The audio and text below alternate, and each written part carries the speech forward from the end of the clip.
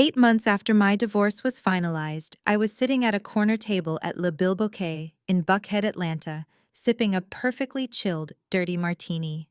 The sun was setting, casting a golden glow over the patio, where the city's black elite gathered to see and be seen. I was closing a massive PR deal for my firm, minding my own business, when a shadow fell across my table. I looked up, and there stood my ex-husband, Terrence. He slammed his hand down on the white linen tablecloth, rattling the crystal glasses, and leaning in with a smirk that made my stomach turn. He looked me dead in the eye and said, "Leaving you was the best decision I ever made. A useless woman cannot have children.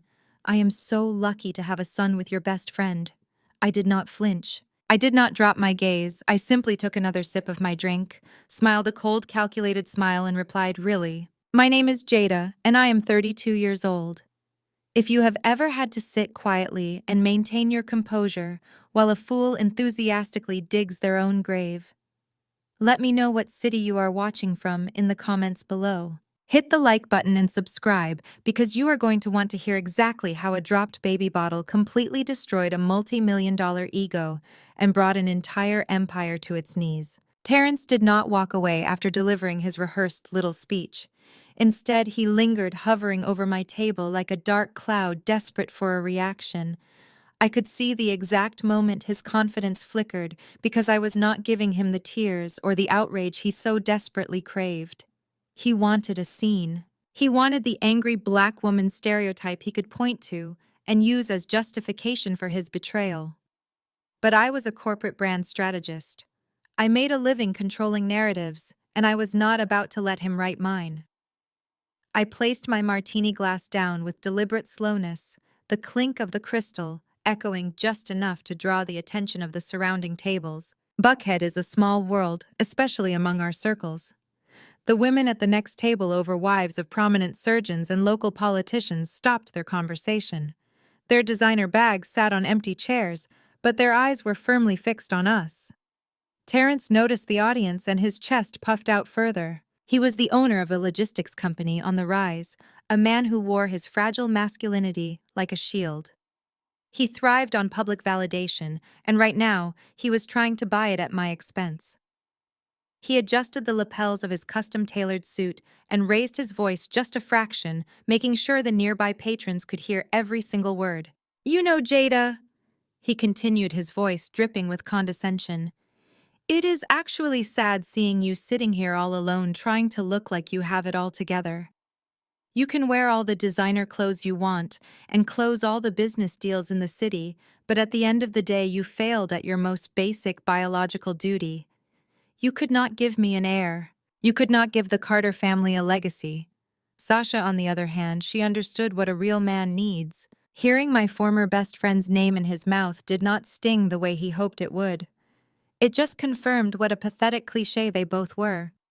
Sasha was the woman I had fed, clothed, and housed when she was facing bankruptcy.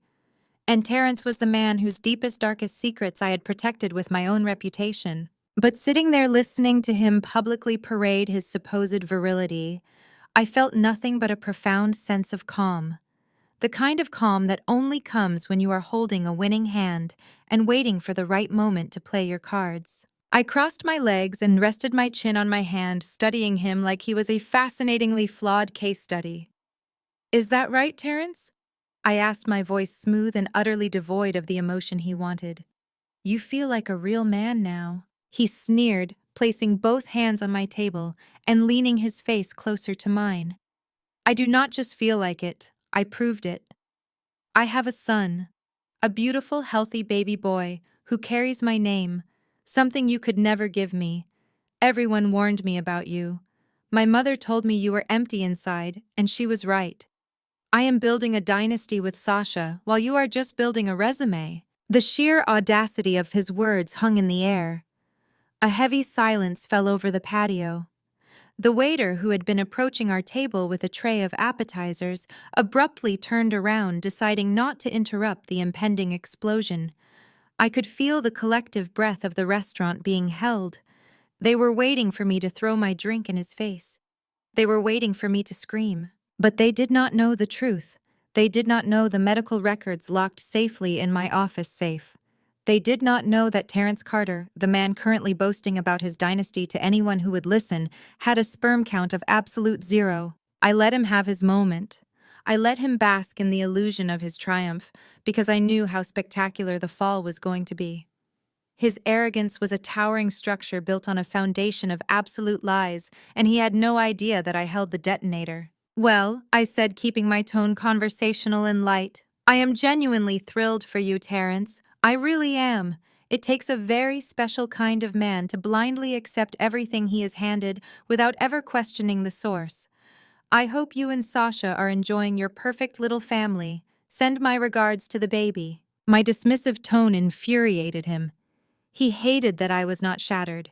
He hated that I was sitting at one of the most expensive restaurants in the city, looking radiant and unbothered, while he had to drag his new life over to my table just to feel relevant. His jaw tightened, and a vein throbbed near his temple. He pointed a finger at me, his voice dropping to a harsh whisper meant only for me. "You are going to die alone, Jada. No man wants a broken vessel. Enjoy your overpriced drinks in your empty house." With that final venomous strike, Terrence spun around on his heel and marched out of the restaurant, his expensive leather shoes clicking sharply against the polished stone floor. He strutted past the hostess stand with the arrogant swagger of a victor, leaving a wake of whispers behind him. The women at the neighboring tables exchanged wide-eyed glances, subtly leaning in to gossip about the dramatic encounter they had just witnessed. I knew the rumors would spread through the Atlanta social scene before my martini even got warm. Terrence dumps barren wife for best friend. Terrence secures the Carter family heir. Jada left humiliated in public. Let them talk. Let the rumors fly. Let him paint himself as the conquering hero and me as the tragic casualty of his ambition. Because every word he spoke, every lie he paraded in front of this elite crowd, was just another nail in his own coffin. He thought he had outsmarted me. He thought he had won the divorce, won the assets, and won the social war. He was so completely consumed by his ego and his desperate need to prove his manhood to his overbearing mother that he never stopped to look at the math. I picked up my olive cocktail pick, taking a slow bite and savoring the salty tang. My phone buzzed in my designer clutch. It was an email from my private investigator containing the final piece of the puzzle I needed. A series of photographs showing Sasha visiting the Fulton County Jail exactly 9 months before her miraculous pregnancy. I smiled a genuine warm smile that reached my eyes. The waiter, finally sensing the coast was clear, stepped up to my table and asked if I needed anything else. "Just the check, please," I told him politely, "and maybe another round for the ladies at the next table. We are celebrating tonight." He looked confused, but nodded quickly, walking away to fetch the bill. I looked out over the glittering lights of the Buckhead skyline, feeling a surge of immense power. Terrence had just handed me the exact weapon I needed to destroy him. He wanted to make this a public spectacle. He wanted to use my alleged infertility to elevate his status. He wanted to bring our private lives into the spotlight for everyone to judge. I was more than happy to oblige. If he wanted a show, I was going to give him a blockbuster. I gathered my things, slipping the sleek leather bag over my shoulder. The game had officially shifted. He had made his opening move relying on brute force and cruel words. But I was playing the long game relying on hard facts and undeniable evidence. His public mockery was not an insult, it was an invitation.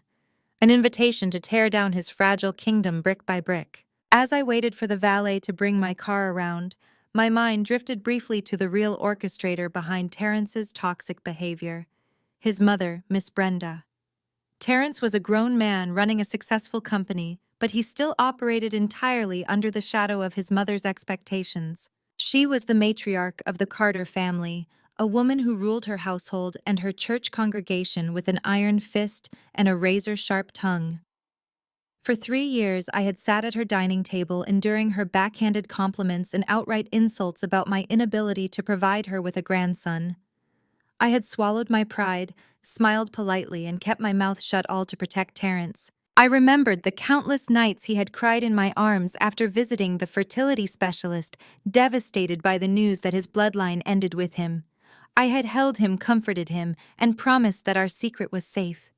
I sacrificed my own standing in the family to shield his fragile ego, and this was my repayment. He took the ultimate sacrifice I made out of love and twisted it into a weapon to destroy me in public. The valet pulled up in my sleek black sedan, interrupting my thoughts. I handed him a crisp $20 bill and slid into the luxurious leather interior. The scent of my expensive perfume filled the cabin, grounding me in the present reality. I was no longer the dutiful wife absorbing the blows for an ungrateful husband. I was a free woman with a thriving business, a sharp mind, and an arsenal of truth. I connected my phone to the car's Bluetooth and dialed my assistant. The ringing echoed through the speakers as I merged onto Peachtree Road. She answered on the second ring, her voice crisp and professional. "Yes, Jada, what do you need?" I kept my eyes on the road, the city lights blurring past me in a stream of gold and crimson. "I need you to RSVP to an event for me," I said smoothly. "Terrence and Sasha sent an invitation to my office for their sip and see party next month. Tell them I will absolutely be in attendance. And I need you to arrange for a very special gift delivery, something that will really make an impact." "Consider it done," she replied, not questioning the unusual request. I ended the call and let the silence wash over me. Terrence thought the worst thing he could do was leave me. He was wrong. The worst thing he could do was declare war on a woman who knew exactly where all his skeletons were buried. The restaurant ambush was just the beginning. Let him enjoy his victory lap. Let him bask in the false adoration of his peers and his domineering mother. Because the truth was coming, and it was not going to knock politely. It was going to kick the front door completely off the hinges. As I gripped the leather steering wheel, letting the cool air conditioning wash over me, my mind snapped back to what had happened mere moments before I walked out of Le Bilboquet. Terrence had strutted away feeling like a champion, but the ambush was not actually over. Before the waiter could even return with my card to pay the bill, a heavy hand had clamped down on the back of my chair. It was Miss Brenda. Terrence had played his part perfectly, but he was always just the opening act. The main event was his mother. Miss Brenda materialized beside my table like a storm cloud wrapped in a tailored lilac church suit. She smelled overwhelmingly of peppermint candies and expensive floral perfume, a scent that used to trigger an immediate anxiety response deep in my chest. Tonight, however, it just smelled like pure desperation. She did not bother to sit down or offer a polite greeting. She simply loomed over me, placing her manicured hands flat on the white tablecloth, her heavy gold bracelets clanking loudly against the fine china. "You always did know how to make a spectacle of yourself, Jada," she said. Her voice pitched perfectly to slice through the ambient noise of the restaurant without technically counting as a shout. I watched my son walk away from this table, looking like a man who just escaped a burning building. And looking at you sitting here so cold and unbothered, I can see exactly why he ran. I did not offer her a seat. I did not offer her a smile. I simply looked up at her and waited, letting her fill the silence with her own bitterness. She hated when I did that. Miss Brenda thrived on a reaction. She was a woman who ruled her megachurch congregation and her family with an iron fist, demanding total submission from everyone in her orbit. For years, I had been the dutiful daughter-in-law, biting my tongue and shrinking myself to fit into the tiny box she had assigned me. But the divorce papers had burned that box to ashes, and she had absolutely no power over me anymore. "It is a blessing from God that he finally opened his eyes." She continued, leaning closer so I could see the rigid lines of makeup caked around her mouth. "For 3 years I watched my son wither away in a marriage to a woman who could not even perform her most basic biological function. A barren womb is a curse, Jada. I prayed over you. I had the elders of the church pray over you. But the Lord does not bless a bitter heart. You almost ruined the Carter bloodline with your stubborn pride. You almost ended our family name because you refused to admit that you were broken." I kept my expression entirely blank, maintaining steady eye contact. The irony of her words was so thick it was almost suffocating. She stood there in public, loudly condemning me for a medical condition I did not even have. If the women at the surrounding tables had been listening to Terrence before, they were completely enthralled, now hanging on to every venomous word spilling from Miss Brenda's lips. They were looking at me with that sickening mixture of pity and judgment, assuming that I was a tragic figure, a woman discarded because her body had failed her. But here's the truth, the absolute undeniable truth that I had kept locked away in a vault of my own making. I was not infertile. There was absolutely nothing wrong with my body. I was perfectly healthy and perfectly capable of carrying a child. The broken vessel, the dead end of the Carter bloodline, was not sitting in my chair. It was the man who had just strutted out of the restaurant. Terrence had a condition called non-obstructive azoospermia. His sperm count was exactly 0. It was not a low count. It was not a motility issue that could be fixed with vitamins or treatments. It was an absolute biological impossibility. His body simply did not produce the cells necessary to create a life. I remembered the day we got the diagnosis as clearly as I remember my own name. We were sitting in Dr. Evans' pristine white office, and the air had felt so heavy it was hard to breathe. The doctor had delivered the news with clinical sympathy, sliding the official test results across the desk. I had reached out and held Terrence's hand, expecting him to squeeze back. Instead, he had snatched his hand away, his face twisting into a mask of pure devastation.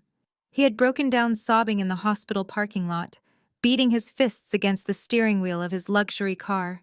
He told me he felt like less of a man. He told me he could never face his mother, never face the men in his fraternity, never face his business partners if they knew the truth. In our community, there is immense pressure placed on the image of the strong, successful black man. Fertility is often unfairly equated with masculinity and power. Terrence was terrified that if the truth came out, he would become a laughingstock. His massive ego could not handle the reality of his own biology. So I made a choice. I made the ultimate sacrifice out of love for a man who would eventually betray me. I told him we would keep it a secret. I told him we would tell his family that the issue was entirely with me.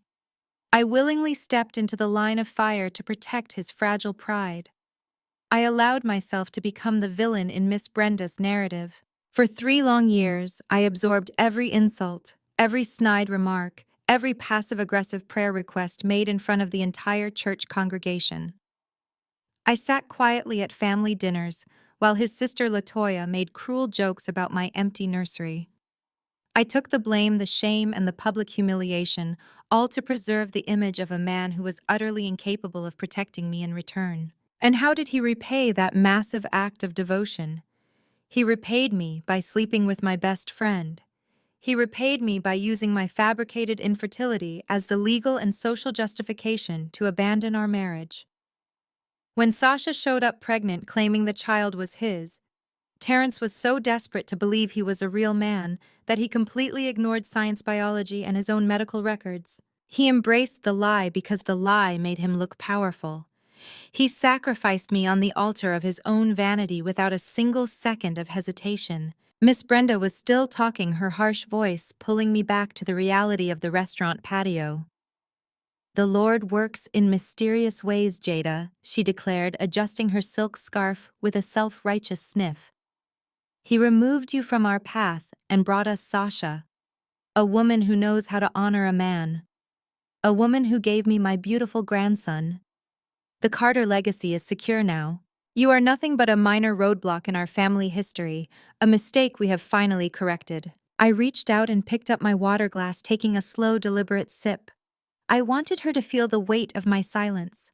I wanted her to notice that her words, which used to bring me to tears, were now bouncing off me like rain on a tin roof. "You seem very confident in that legacy." "Miss Brenda," I finally said, my voice calm and even. "I hope it brings you all the joy you deserve." She narrowed her eyes, clearly unsettled by my lack of emotion. She was waiting for me to crack, to beg for her understanding, or to lash out in public anger. When I did neither, she reached into her designer handbag and pulled out a thick envelope made of heavy cream cardstock with gold foil edges. She tossed it onto the table where it landed next to my empty martini glass with a soft thud. "Sasha wanted you to have this," Miss Brenda said, her tone dripping with false sweetness. "It is an invitation to the baby celebration. The sip and see party for my grandson.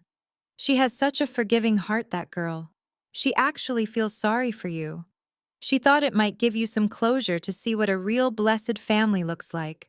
Of course, we all understand if it is too painful for you to attend. I looked down at the expensive envelope. The gold lettering gleamed in the dim light of the restaurant. I did not touch it. I just stared at it, letting a small, genuine smile touch the corners of my mouth. A sip and see. They were actually going to parade this monumental lie in front of the entire elite society of Atlanta. They were going to throw a massive, extravagant party to celebrate a child that biologically could not belong to the man claiming him.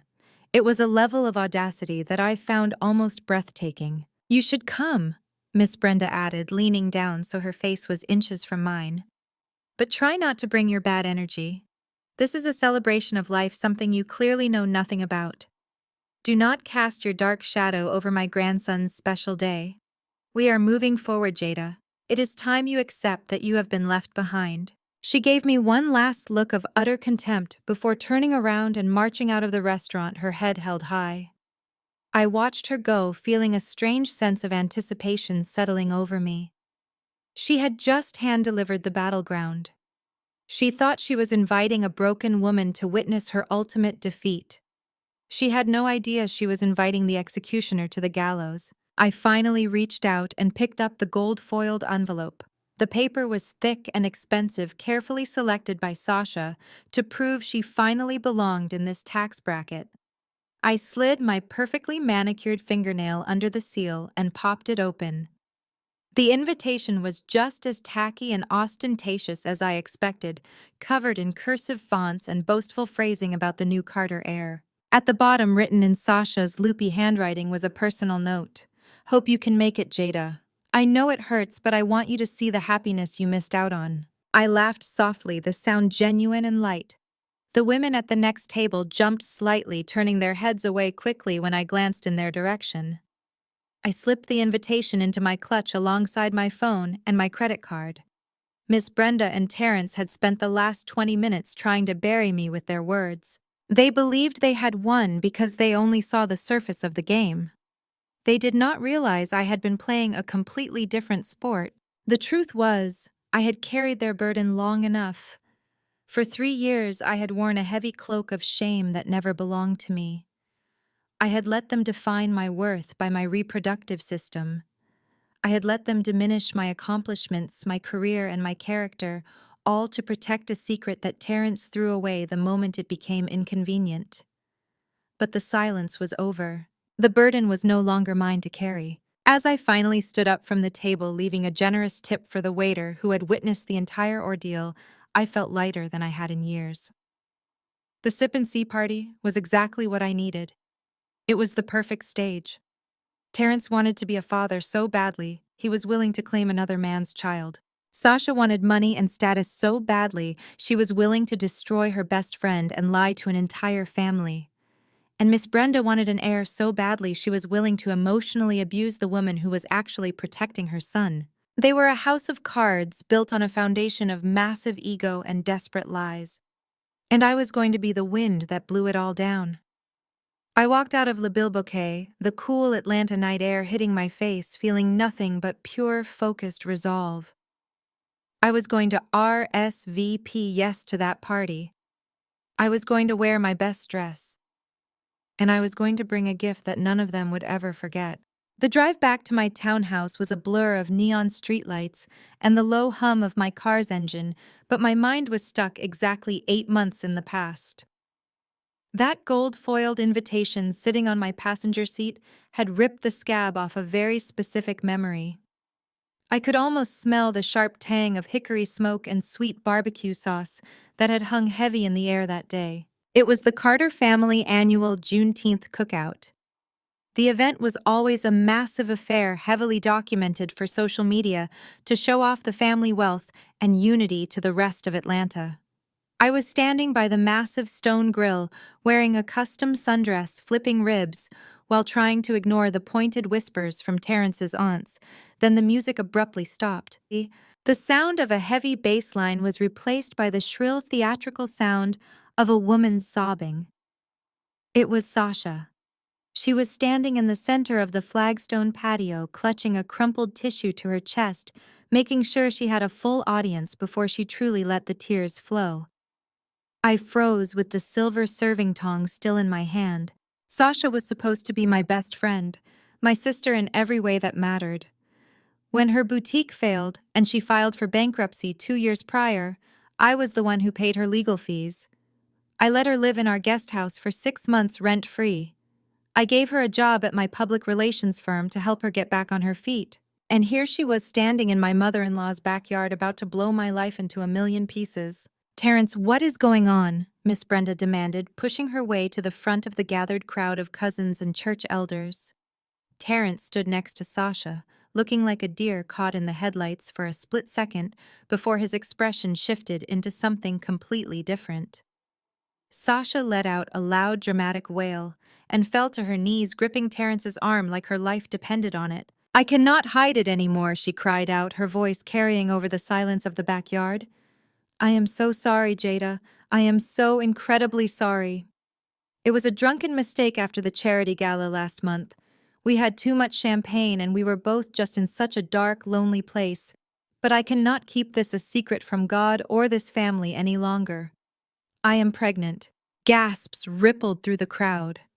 My heart slammed against my ribs so hard I thought it might crack my sternum. I looked at Terrence, waiting for him to deny it, waiting for him to tell her she was completely crazy. I knew his medical reality. I knew a drunken mistake could not possibly result in a pregnancy for him. I waited for the panic to set into his eyes as he realized he was being trapped by a massive lie. But the panic never came.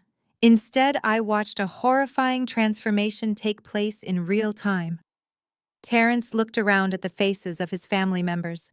He saw their shock, but he also saw something else.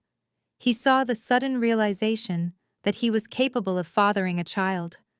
The heavy, agonizing stigma of the barren marriage was instantly lifted from his shoulders and placed entirely on mine. He looked down at Sasha and then up at his mother. Terrence straightened his posture.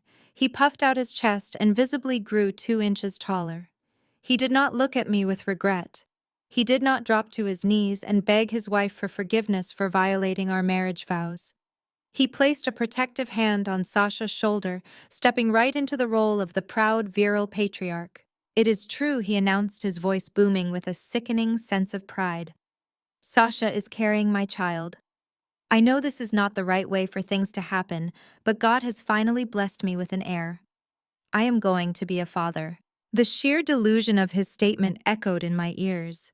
He was so incredibly desperate to prove his manhood to his family that he was willing to accept a baby that biologically could not be his.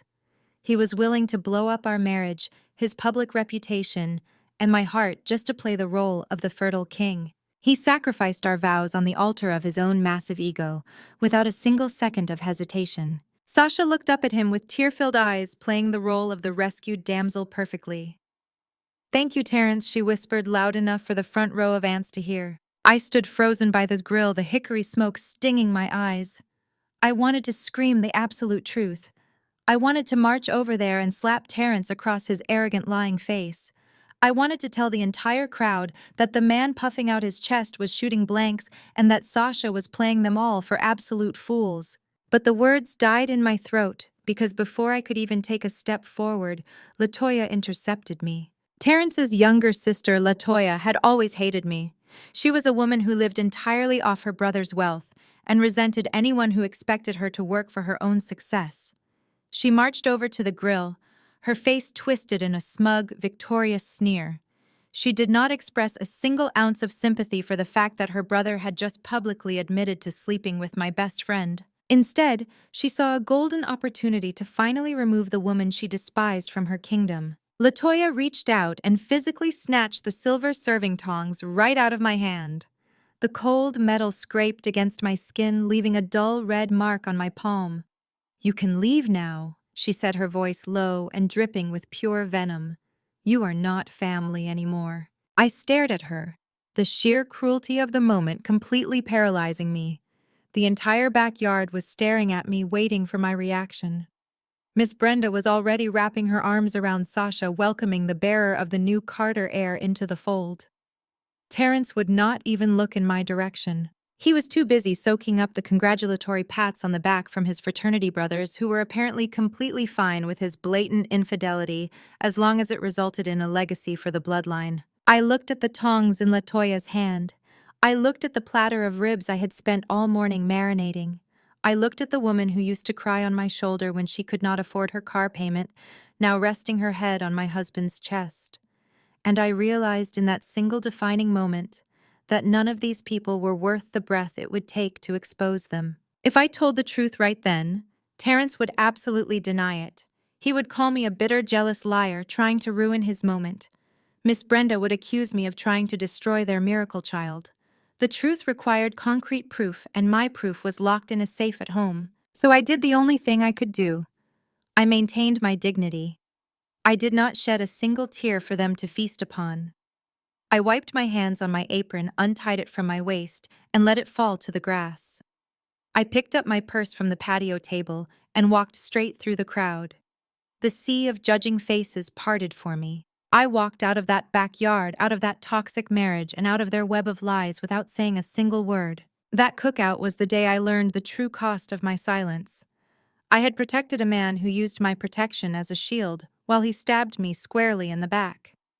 But as I pulled my car into my driveway in the present day, shaking off the memory of that hickory smoke, I felt a deep, profound sense of satisfaction. That cookout was their victory, but the sip and see party was going to be mine. Let Latoya keep the serving tongs, let Sasha keep the cheating husband, let Miss Brenda keep the grand illusion of a dynasty. I was going to take everything else. I walked into my townhouse and locked the heavy door behind me. The silence of my living room was no longer a punishment, but a perfect sanctuary. I poured myself a glass of expensive wine and walked over to my solid oak desk.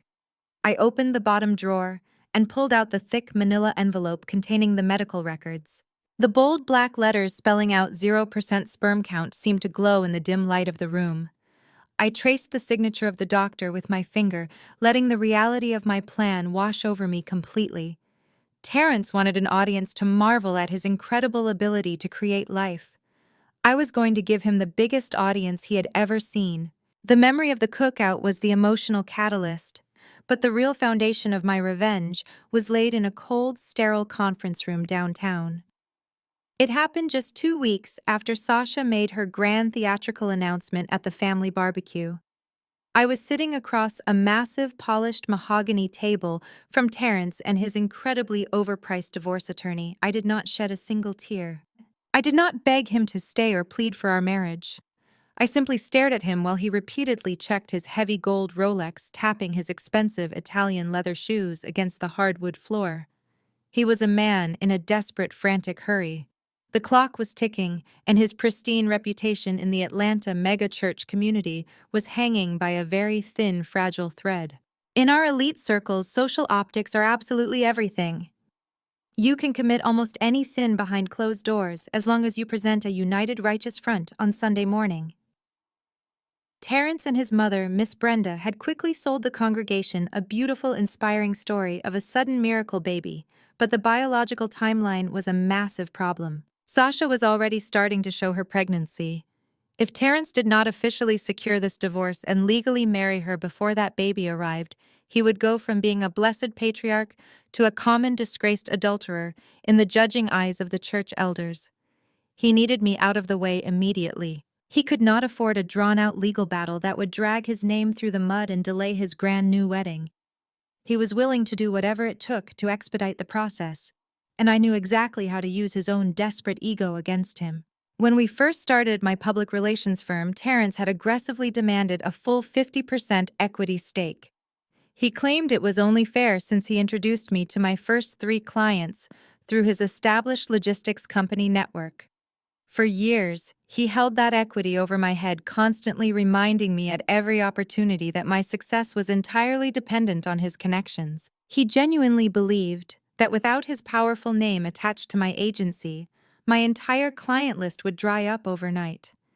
He thought my business was nothing more than a cute little hobby that he was generously subsidizing with his real wealth. His arrogance was so incredibly blinding that he never bothered to look at the actual financial statements or the massive independent corporate contracts I had quietly secured over the last 18 months. His slick lawyer slid a thick, heavy stack of legal papers across the polished mahogany table. Terrence leaned forward, a smug, victorious expression plastered across his handsome face. He quickly outlined his supposedly generous offer. To avoid a lengthy discovery process and finalize the divorce in absolute record time, he was fully willing to sign over his entire 50% equity in my firm. In exchange, he demanded full exclusive ownership of our shared commercial investment properties, along with the massive underwater mortgages attached to them. He truly thought he was being brilliant. He was offloading what he considered a worthless, struggling business onto me, while securing the impressive real estate portfolio for his shiny new family. He did not know that the commercial real estate market in our specific sector was about to take a massive, devastating hit, making those properties a huge financial black hole. And he certainly did not know that my public relations firm had just successfully signed a multi-million-dollar retainer with a massive national tech company based in Silicon Valley. My own attorney, a sharp, highly experienced older woman named Evelyn, carefully reviewed the paperwork and frowned deeply. She leaned over, whispering quietly that we should absolutely push for a forensic audit of his primary logistics company. She knew Terrence was likely hiding offshore assets, and she wanted to aggressively fight for my fair legal share of his corporate revenue. I gently placed my hand over hers, stopping her mid-sentence. I shook my head, looking directly and calmly into Evelyn's eyes. I did not want a drawn-out, messy fight in a public courtroom.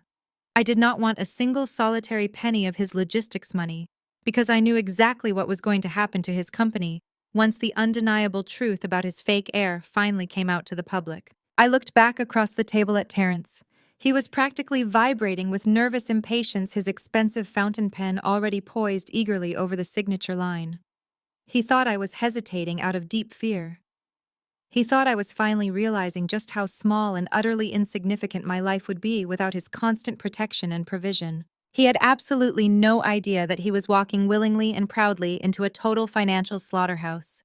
By permanently taking his name off my business legal documents, he was freely giving me full total protection from the massive destructive fallout that was about to hit his life. When his public reputation inevitably went up in spectacular flames, my successful agency would be completely legally insulated from the damage. I reached out and picked up the heavy silver pen provided by his grinning lawyer. I did not bother to read the dense legal documents again. I already knew exactly what they contained. Freedom. Complete, unadulterated, and total financial freedom. I signed my name gracefully on every single dotted line required by the state. My signature was perfectly smooth and completely steady without a single tremble of regret. I pushed the heavy stack of papers back across the wide table. Terrence snatched them up with a loud, triumphant bark of laughter that echoed off the glass walls. He scribbled his own name with reckless, frantic speed, permanently sealing his terrible fate with dark, black ink. The two lawyers efficiently gathered the scattered documents, loudly stamping them, and making the one-sided division of assets permanently legally binding. Terrence quickly stood up, buttoning his tailored suit jacket, and looking down at me with an expression of pure, unadulterated disgust. He had gotten exactly what he wanted, and his massive ego could not resist taking one final cruel shot at the loyal woman he was carelessly leaving behind. "You are making a huge, terrible mistake, Jada," he said, his deep voice dripping with arrogant condescension. "Without my elite network, your little firm will be completely bankrupt in less than 6 months. But I guess you desperately need something to keep you busy now. It is a terrible shame, really. You are just a bitter, empty woman walking out of here with absolutely nothing but a worthless, failing company. I hope you somehow enjoy the rest of your sad, lonely life while I go build a real, lasting legacy with a real woman." I let his harsh, cruel words wash completely over me without flinching. I did not open my mouth to defend my successful business. I did not raise my voice to defend my pride or my womanhood. I simply smiled politely and opened my designer leather briefcase to carefully pack away my official certified copy of the divorce decree. As I slid the freshly signed legal documents into the soft suede interior of my briefcase, the thick manila folder resting inside caught my eye. It was the original, authentic medical file from the private Atlanta fertility clinic. The official certified lab results, clearly signed by Dr. Evans, confirming Terrence's complete biological inability to produce a single viable sperm cell. It was the ultimate, undeniable trump card, and it had been sitting quietly in my bag throughout the entire tense negotiation. Terrence was standing there loudly calling me empty and broken, while a piece of paper proving his own absolute barrenness was mere inches away from his arrogant face. I gently placed the final divorce decree right next to his damning medical records. I snapped the heavy gold clasps of my briefcase shut, the sharp metallic click echoing loudly in the suddenly quiet conference room. Terrence truly thought he had played a brilliant, masterful game of strategy today. He thought he had completely outsmarted me, cleverly manipulated the legal system, and walked away as the undisputed wealthy victor of our marriage. He believed he had successfully discarded a broken wife and secured his bright, shining future. But Terrence was a simple, narrow-minded man who only knew how to play checkers. He only looked at the single piece directly in front of him, reacting constantly to immediate emotional impulses and desperate, fragile ego trips. He never possessed the mental capacity to step back and see the entire board. I, however, was actively playing chess. I had willingly sacrificed a few temporary pawns to flawlessly protect my queen, and now as I walked proudly out of that law office, I knew I had him completely, entirely cornered. Checkmate was coming very soon, and the final destruction would be absolutely glorious. I let the memory of that flawless legal victory fade away, bringing my focus completely back to the present moment. I was sitting at my sleek custom glass desk in my newly renovated corner office, overlooking the sprawling skyline of downtown Atlanta. My public relations firm had not just survived the divorce, it had aggressively expanded, taking over the entire top floor of the building. The walls were painted a calming, sophisticated shade of charcoal gray, and the space was perfectly quiet, completely devoid of the toxic chaos Terrence used to bring into my life. My desk was entirely clear of clutter, except for one single glaring item resting right in the center of the pristine glass. The tacky gold-foiled sip-and-see invitation Miss Brenda had handed me at the restaurant. I reached out and picked up the heavy cream cardstock again, tracing the embossed lettering with my index finger. Sasha had clearly spared absolutely no expense on the printing, using Terrence's logistics company credit card to fund her grand, highly publicized debut into Atlanta high society. The invitation loudly celebrated the arrival of the new Carter heir, inviting the most elite, influential members of our community to come and marvel at the miracle baby. But the most revealing part of the invitation was not the expensive paper or the pretentious, boastful phrasing. It was the handwritten note Sasha had scribbled hastily at the very bottom in blue ink. "Hope you can see what a real family looks like." I read the sentence twice, letting a soft, genuine laugh escape my lips. Sasha was incredibly predictable. She had successfully stolen the wealthy husband, she had secured the massive mansion in Buckhead, and she had completely won over the domineering mother-in-law. By all superficial accounts, she had won the absolute grand prize. Yet she was still so deeply crippled by her own massive insecurity that she felt the desperate need to rub her fabricated victory in my face. She wanted me to attend this extravagant party so she could publicly gloat, so she could stand next to Terrence and look down on the woman who had once saved her from absolute financial ruin. It was a petty, cruel little note born out of intense jealousy and a lingering subconscious fear that she did not actually belong in this elevated world. She was right, of course. She did not belong.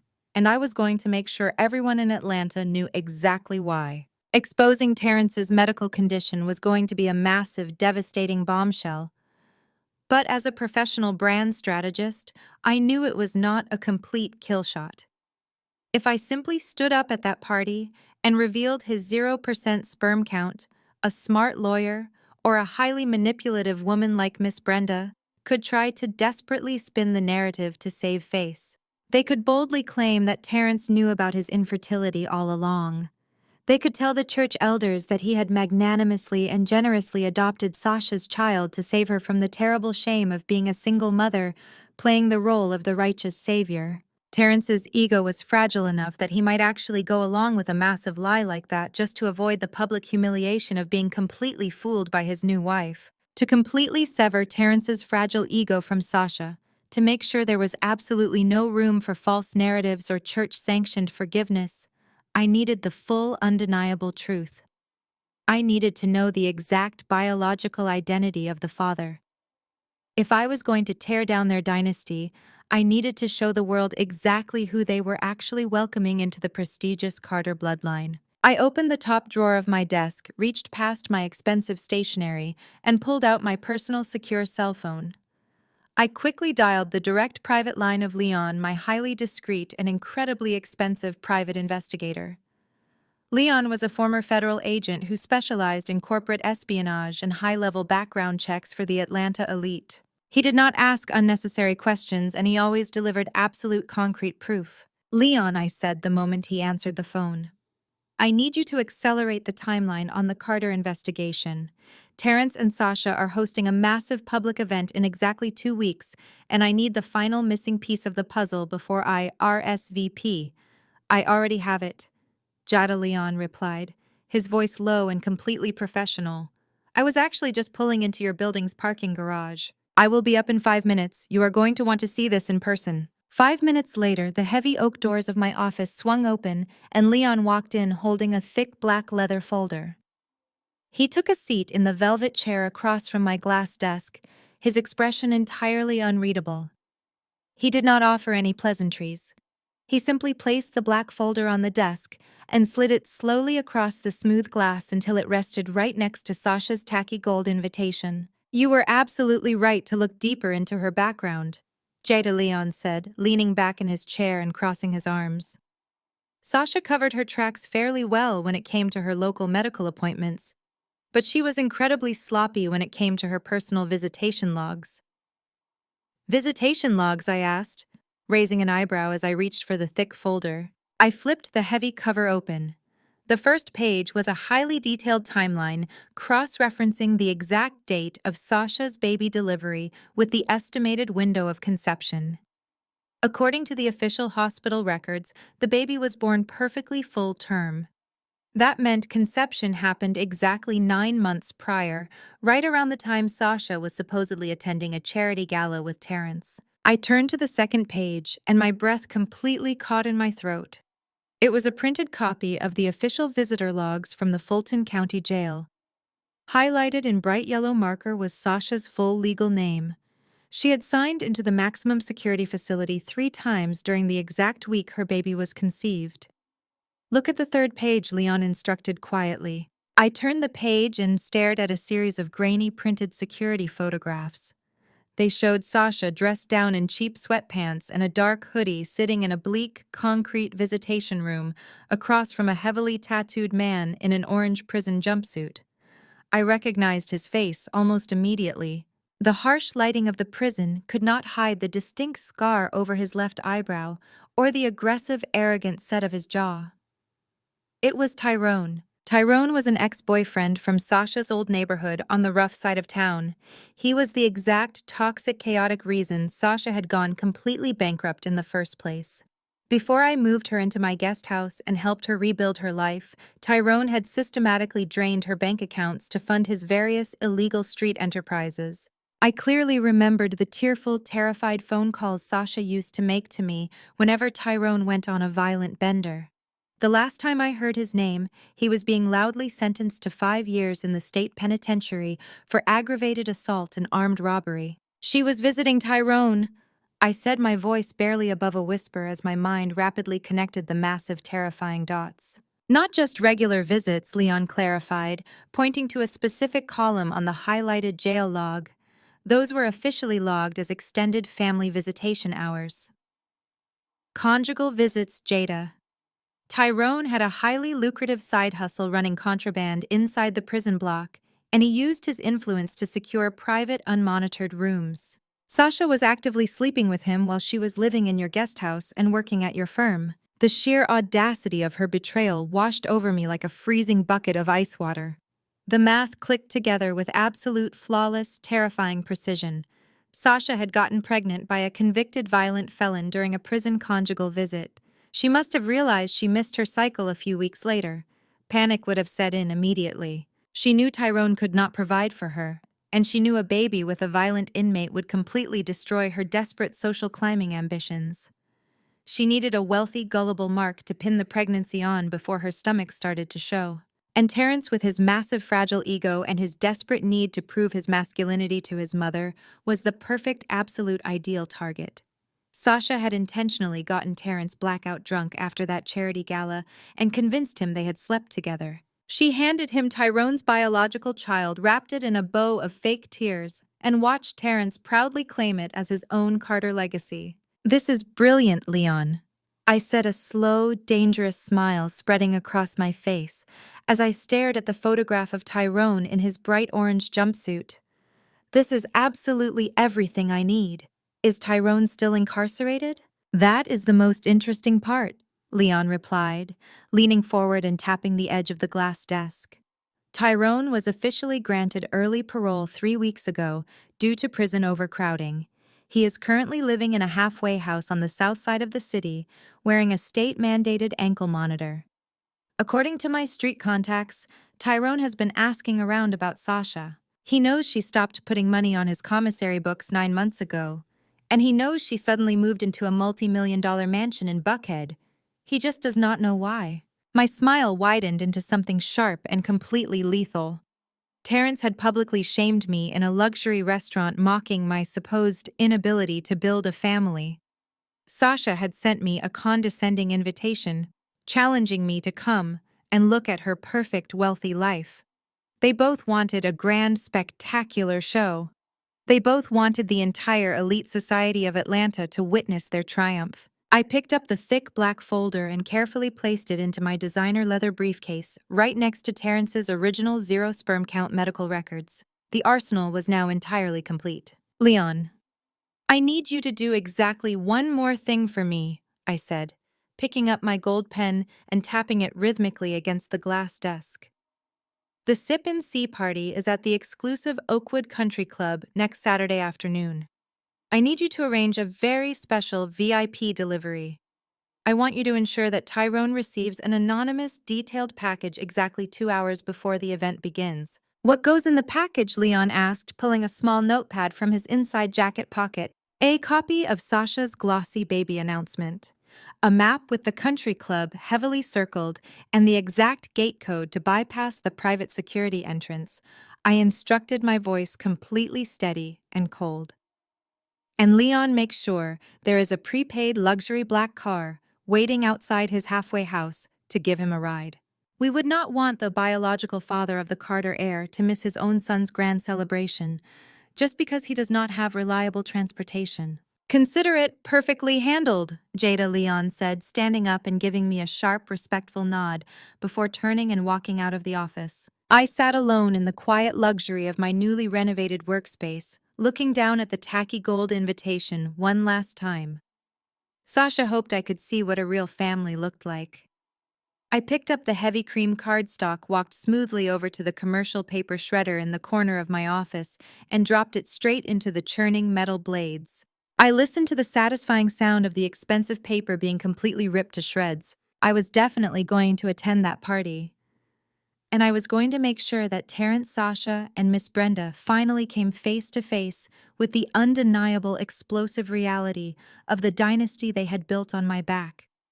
The trap was set, the players were moving into their final positions, and the devastating truth was already in the luxury black car heading straight for their front door. The morning of the Sip and See party dawned with the kind of crisp, clear blue sky that Atlanta only gets a few weeks out of the year.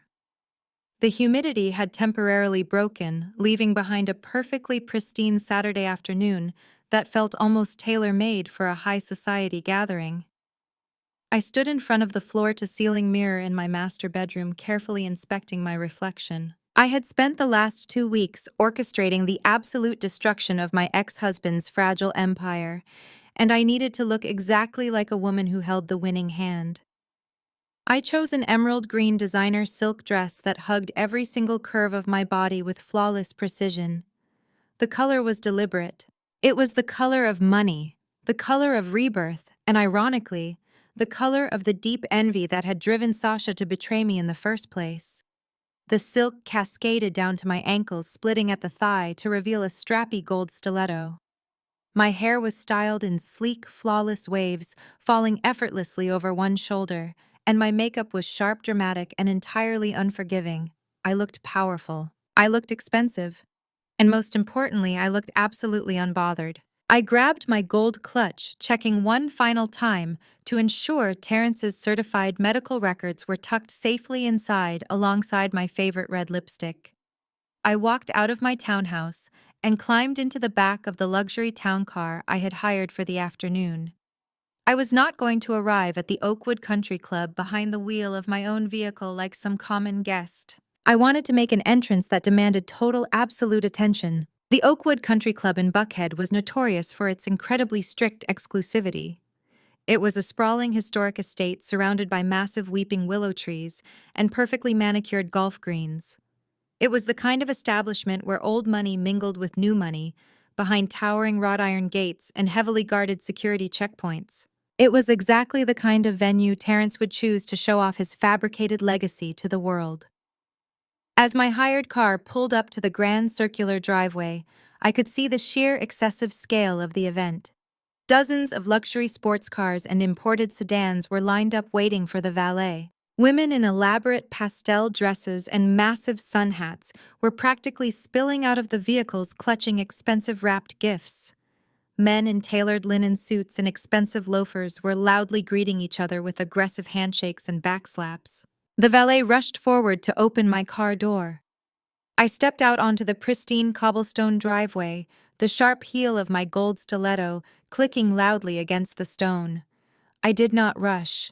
I took a deep breath of the fragrant air, completely ignoring the sudden hushed murmurs of the women waiting in line behind me. I handed the valet a generous cash tip, smoothed the front of my emerald green silk dress, and began the slow, deliberate walk up the wide marble steps toward the massive double doors of the country club. Every single step I took felt like a strategic move on a chessboard. The heavy mahogany doors were propped wide open, held back by massive cascading floral arrangements of white roses and blue hydrangeas.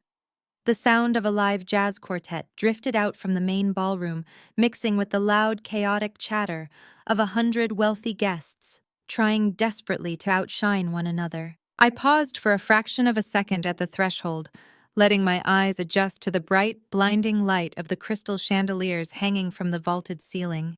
The room was an absolute visual assault of tacky, excessive wealth. Miss Brenda had clearly taken total control of the event planning, demanding towering ice sculptures, custom champagne fountains, and a massive, terrifyingly large banner that read, "Welcome to the world, Carter Air." I took a slow breath, stepped over the threshold, and walked directly into the center of the grand foyer. The reaction was almost entirely instantaneous. The loud, chaotic chatter that had filled the massive ballroom did not just fade, it completely abruptly stopped. It was as if someone had pulled the plug on the entire event.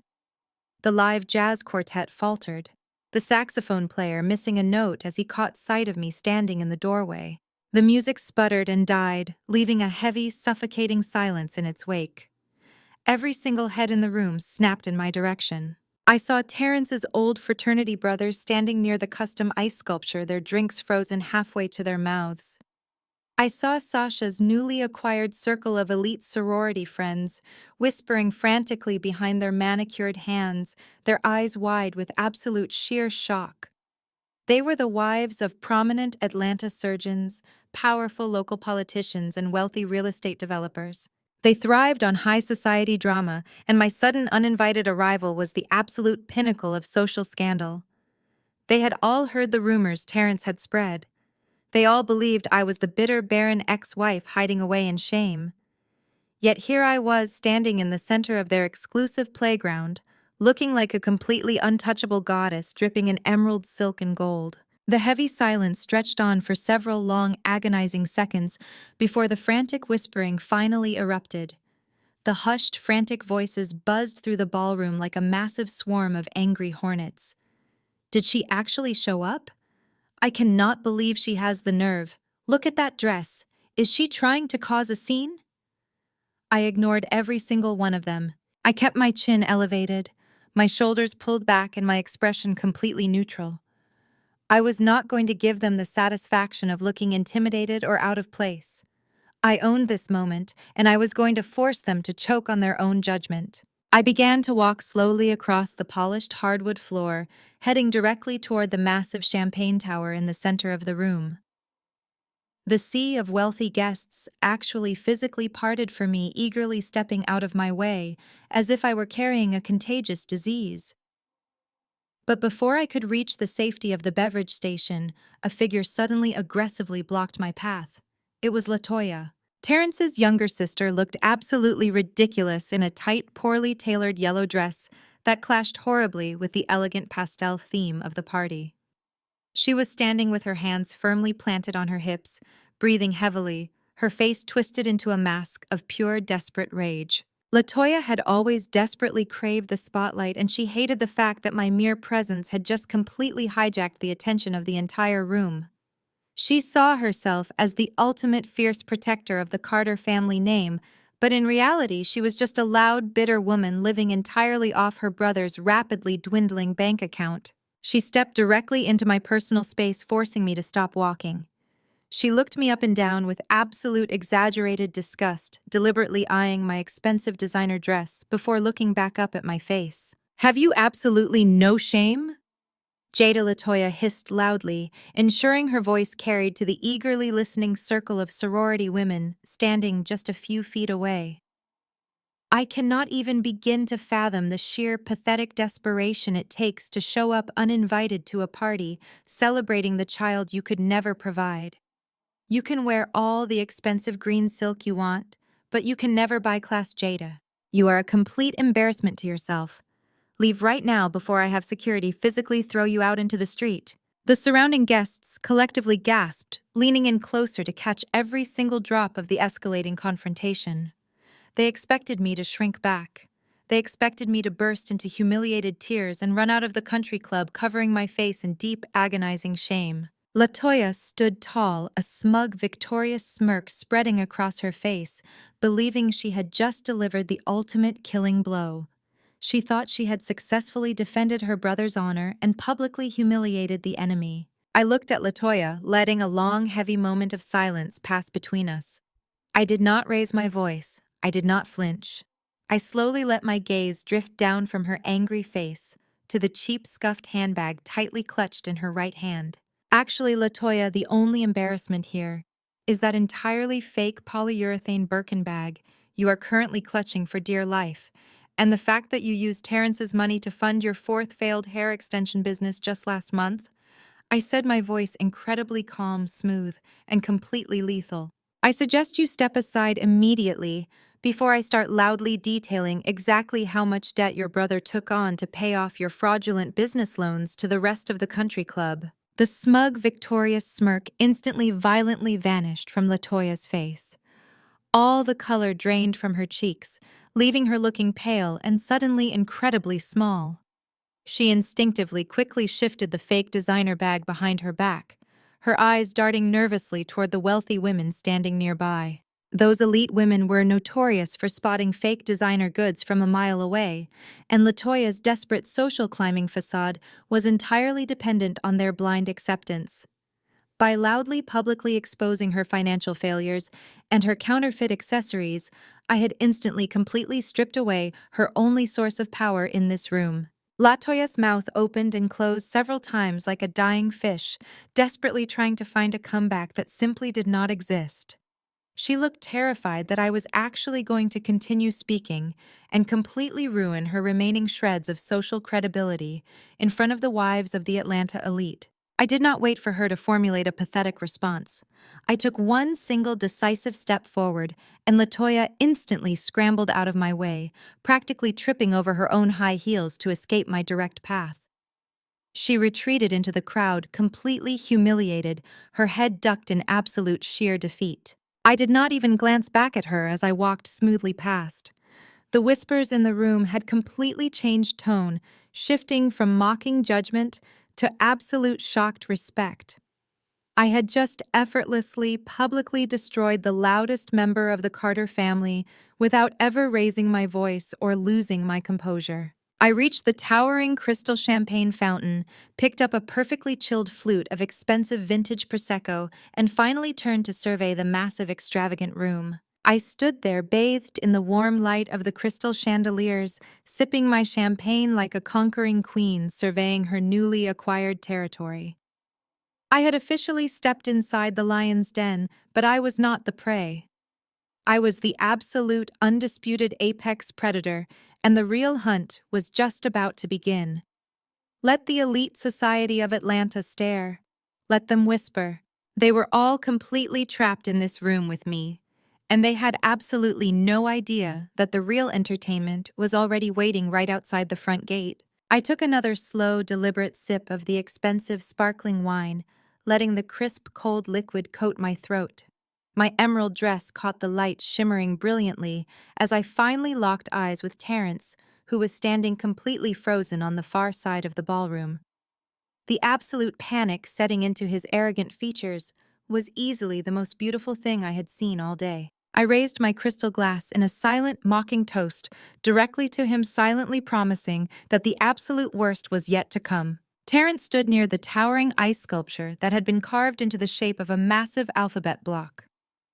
He was wearing a custom-tailored cream suit that probably cost more than the average car, and he had his arm wrapped tightly around Sasha's waist. Sasha was wearing a flowing white lace dress, clearly trying to project an image of pure, innocent motherhood. When he saw me raise my glass, his jaw clenched so hard I thought his teeth might shatter. He knew he was losing control of the narrative. The whispers in the room were no longer about the miracle baby, they were entirely about the ex-wife in the emerald dress, who had just publicly humiliated his sister.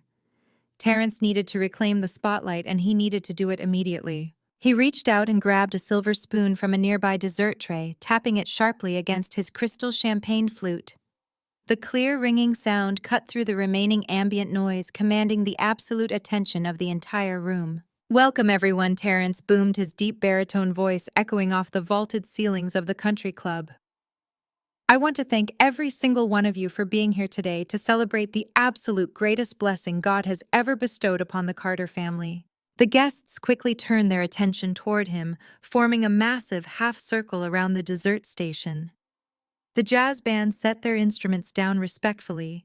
Miss Brenda stepped right up to the front row, clasping her hands together in a posture of exaggerated religious devotion. I remained exactly where I was standing near the champagne fountain, giving me a perfect, unobstructed view of his desperate performance. Terrence pulled Sasha closer to his side, kissing her softly on the temple. Sasha smiled demurely, looking down at the baby she was holding in her arms. The baby was dressed in an absurdly expensive miniature tuxedo, sleeping peacefully, completely unaware of the massive storm that was about to break over his head. For a long time, I walked through a very dark valley. Terrence continued, his voice taking on the rhythmic cadence of a Sunday morning sermon. He was playing directly to the church elders scattered throughout the crowd. I faced trials and tribulations that tested my faith as a man. I wanted nothing more than to build a legacy, to pass on the Carter name to a son who could carry our family business into the next generation. But sometimes the path we choose is not the path God has ordained for us. Sometimes we invest years of our lives into a foundation that is fundamentally broken and entirely incapable of bearing any real fruit. The passive-aggressive venom in his words was so incredibly thick, you could practically cut it with a knife. He did not say my name, but he did not have to. Several heads turned slightly to shoot me sideways glances. They wanted to see if the thinly veiled insult had hit its mark. They wanted to see my shoulders slump or my eyes fill with tears. I simply took another slow sip of my Prosecco, maintaining my perfectly relaxed posture. I was a professional brand strategist, and I knew exactly how to handle hostile public relations. "But God is good," Terrence proclaimed loudly, raising his free hand into the air. "He delivered me from that barren wasteland. He opened my eyes and brought me a woman who understands the true, profound meaning of family."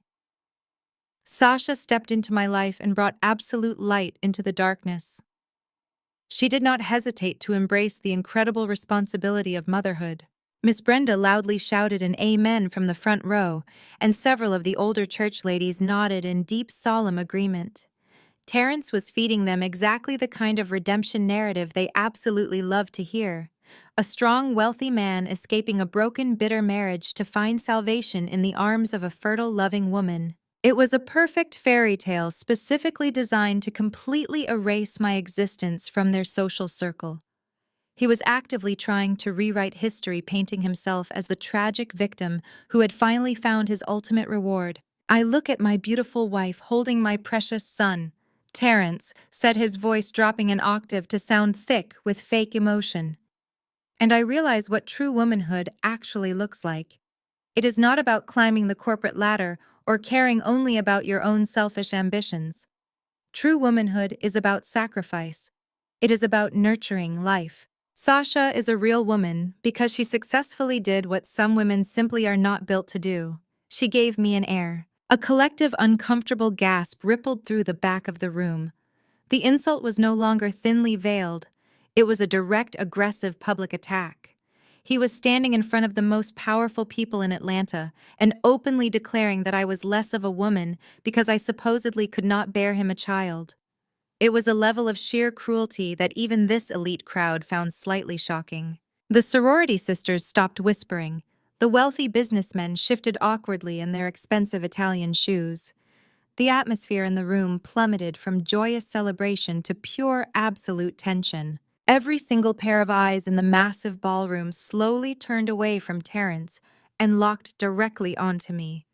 The tension in the air was so heavy, it felt like a physical weight pressing down on my chest. They were all holding their collective breath, waiting for the inevitable explosion. They expected me to throw my crystal glass at his head. They expected me to scream that he was a liar, or burst into loud, humiliated tears, and finally flee the country club in absolute disgrace. Terrence stared right at me, a smug, victorious smile spreading across his handsome face. He thought he had finally broken me. He thought his cruel public humiliation had successfully put me exactly in my place. I let the heavy, suffocating silence stretch out for 5 full seconds. I did not blink. I did not frown. I simply looked back at him with an expression of mild, absolute boredom. I refused to give him the angry black woman stereotype he so desperately needed to justify his betrayal. I refused to let him steal my dignity. Then I raised my left hand and casually snapped my fingers. A waiter dressed in a crisp white uniform immediately rushed over to my side, holding a fresh bottle of expensive vintage Prosecco. I held out my crystal flute, keeping my eyes completely locked on Terrence. The waiter carefully poured the bubbling liquid into my glass, the soft fizzing sound echoing loudly in the completely silent room. The sound was incredibly loud, magnifying the sheer audacity of my complete lack of reaction. "Thank you," I said to the waiter, my voice completely calm and perfectly clear. I took a slow, appreciative sip of the freshly poured champagne. I did not break eye contact with Terrence for a single second. I stared directly into his soul, radiating absolute cold, terrifying confidence. I let my gaze slowly travel from his smug face down to the baby Sasha was holding, and then right back up to his eyes. I raised one perfectly arched eyebrow, a silent, devastating challenge. I wanted him to see that I was entirely, completely unaffected by his pathetic display of fake masculinity. That was the exact moment the power dynamic in the room completely shifted. Terrence's smug, victorious smile began to violently falter. The absolute certainty in his eyes flickered, replaced by a sudden creeping sense of genuine panic.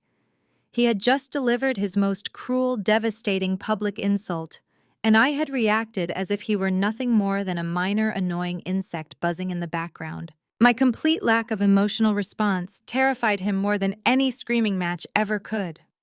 It defied every single expectation he had built up in his mind. He realized right then that his words had absolutely no power over me. He realized that I was not a broken, discarded woman seeking his approval or mourning the loss of his conditional love. I was a massive impending threat, and I was standing in the center of his perfect celebration, completely unafraid of his judgment. Terrence cleared his throat awkwardly, the sound harsh and incredibly loud in the quiet ballroom. He tightened his grip on Sasha's waist, trying desperately to regain his lost composure.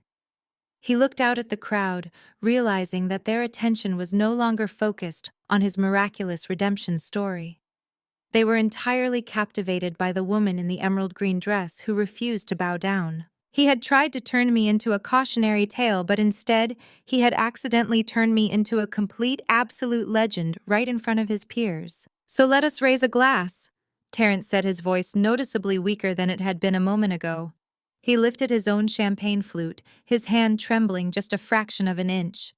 "Let us raise a glass to the future of the Carter family, to my beautiful wife, and to my son." The crowd hesitantly raised their glasses, a scattering of polite applause breaking out across the room.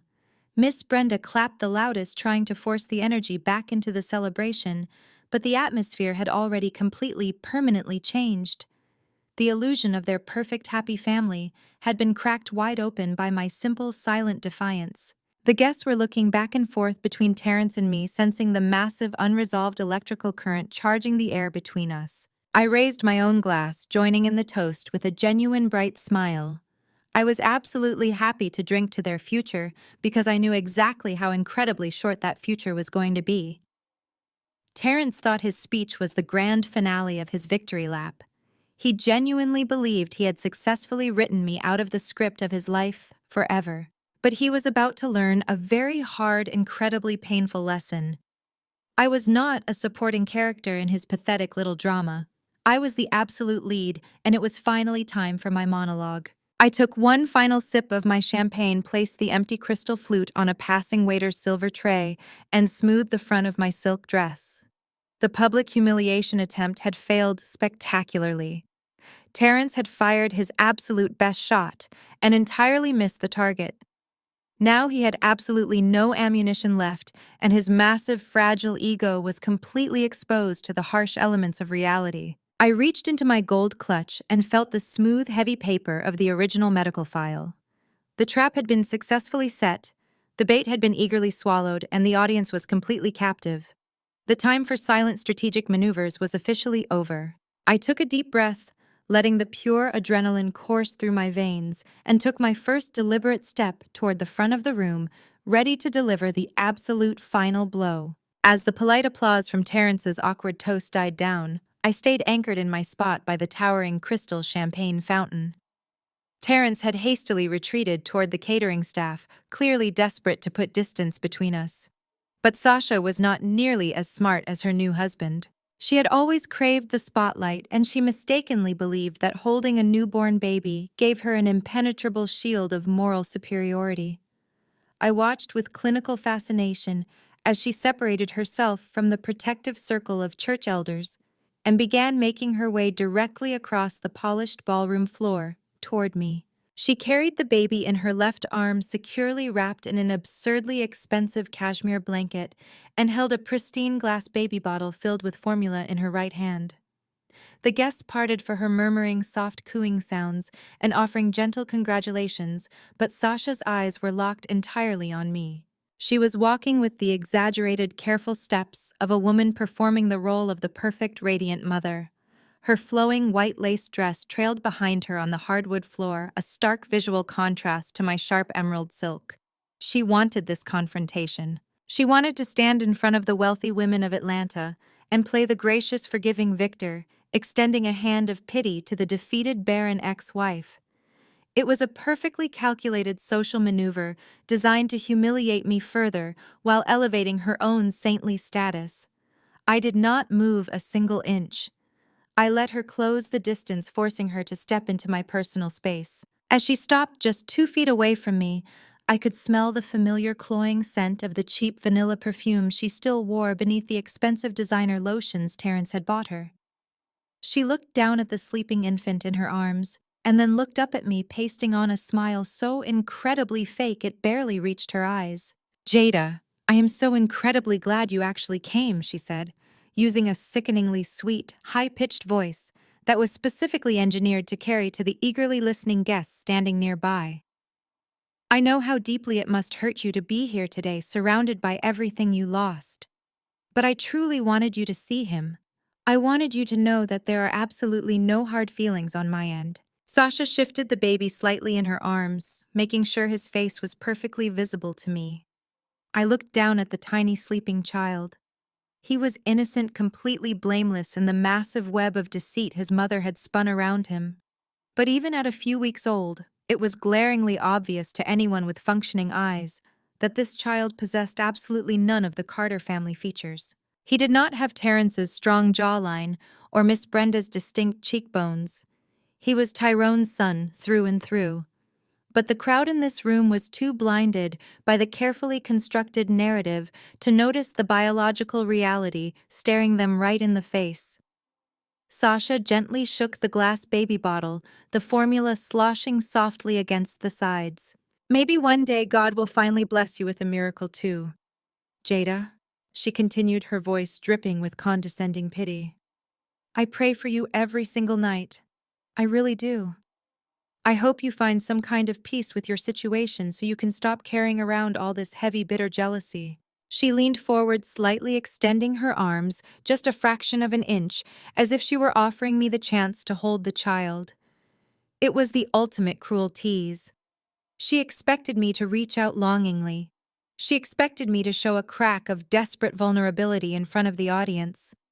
I simply looked at the glass bottle in her hand and then directly into her eyes. My expression remained completely blank, offering her absolutely nothing to feed her massive ego. The silence between us stretched tight like a piano wire ready to snap. Before I could even open my mouth to respond, a sudden violent blur of lilac silk shoved its way forcefully through the crowd. Miss Brenda swooped down on us like a massive, aggressive bird of prey. She reached out with both of her heavily jeweled hands and physically pulled Sasha back by the shoulders, jerking the baby away from my immediate vicinity. Her face was flushed dark red with absolute sheer panic and pure, unadulterated rage. She positioned herself firmly between me and her precious fabricated grandson, acting as a physical barricade against my supposedly toxic presence. Do not let her hold him! Sasha, Miss Brenda hissed loudly, her harsh voice vibrating with absolute venom. Are you completely out of your mind? You do not hand a precious, innocent child over to a woman with a barren womb and a dark, empty heart. Misery is highly contagious, and the Carter heir needs to be surrounded exclusively by blessed fertile women. Miss Brenda glared at me, her eyes narrowed into tight, furious slits. She was practically vibrating with nervous energy. She had spent the last 20 minutes desperately trying to manage the optics of this massive, lavish celebration, and my continued silent presence was completely unraveling her carefully constructed illusion of total family perfection. She needed to assert her dominance. She needed to publicly brand me as a dangerous, diseased outsider to protect the fragile lies she had built her entire social standing upon. You should have never allowed her to get this close, Miss Brenda scolded Sasha, without taking her eyes off me. This woman is a black cloud. She came here today with the sole malicious intention of ruining my grandson's beautiful celebration, because she cannot stand the fact that God deemed her entirely unworthy of motherhood. Now step back, Sasha. Take the baby back to Terrence where he belongs, and leave this bitter creature to drown in her own pathetic misery. The words hung in the air, heavy and incredibly toxic. Miss Brenda had practically shouted her vile insults, ensuring that every single person within a 50-foot radius heard exactly what she thought of me. The entire luxurious ballroom went completely and absolutely dead quiet. The soft, elegant clinking of expensive silverware against fine china abruptly stopped. The uniformed waiters froze mid-stride, holding their heavy silver trays perfectly still. You could have heard a single pin drop on the thick, expensive carpet. The wealthy socialites, the prominent businessmen, the judging church elders, they were all completely captivated, frozen in absolute shock at the sheer raw cruelty of Miss Brenda's public attack. They were all watching the showdown, waiting with bated breath to see if the matriarch of the Carter family had finally successfully broken the uninvited ex-wife. The tension in the massive room was so incredibly thick and palpable, it felt like breathing in heavy, dark water. Sasha took a hesitant step backward, clutching the glass baby bottle tightly to her chest, looking suddenly very small and nervous behind the massive, imposing frame of her angry mother-in-law. Terrence was still hiding in the back of the room, watching the confrontation with wide, terrified eyes, completely unwilling to step forward and intervene. The grand stage was now entirely perfectly set for the final act. The spotlight was glaring brightly directly on me, and the suffocating silence was aggressively demanding a dramatic response. I did not shrink away from Miss Brenda's venomous, hostile glare. I did not look down at the polished hardwood floor in crushing shame. I slowly and deliberately shifted my weight, standing up to my absolute full height. I was already tall, but standing in my gold stilettos, I was easily able to look slightly down at the older woman standing furiously in front of me. I took my absolute precious time. I reached down with one perfectly manicured hand and casually, smoothly smoothed a tiny invisible wrinkle from the front of my emerald green silk dress. The slow, deliberate motion drew every single eye in the crowded room, highlighting my complete, absolute lack of fear or intimidation. I looked from Sasha, who was nervously shifting her weight from foot, to Miss Brenda, whose chest was heaving with righteous manufactured indignation. They had aggressively pushed all their chips to the very center of the table. They had confidently played their absolute worst cards, banking entirely on public shame and biological superiority to successfully force me out of the room. They had absolutely no idea that I securely held the absolute ultimate trump card safely inside my elegant gold clutch.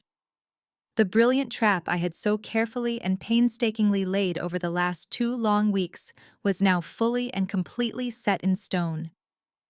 They had willingly walked right into the very center of the invisible snare, and all I had to do now was pull the trigger. I took a deep breath, ready to destroy everything they held dear. Terrence finally realized that he could no longer hide in the shadows near the catering staff. His mother had created a massive public spectacle, and his new wife was standing completely paralyzed in front of me, holding the child he confidently claimed as his own. His fragile ego simply could not allow the wealthy elite guests of the Oakwood Country Club to see him cowering while 2 women fought his battles. He pushed himself away from the wall, straightening the lapels of his expensive custom cream suit, and began marching aggressively across the polished hardwood ballroom floor.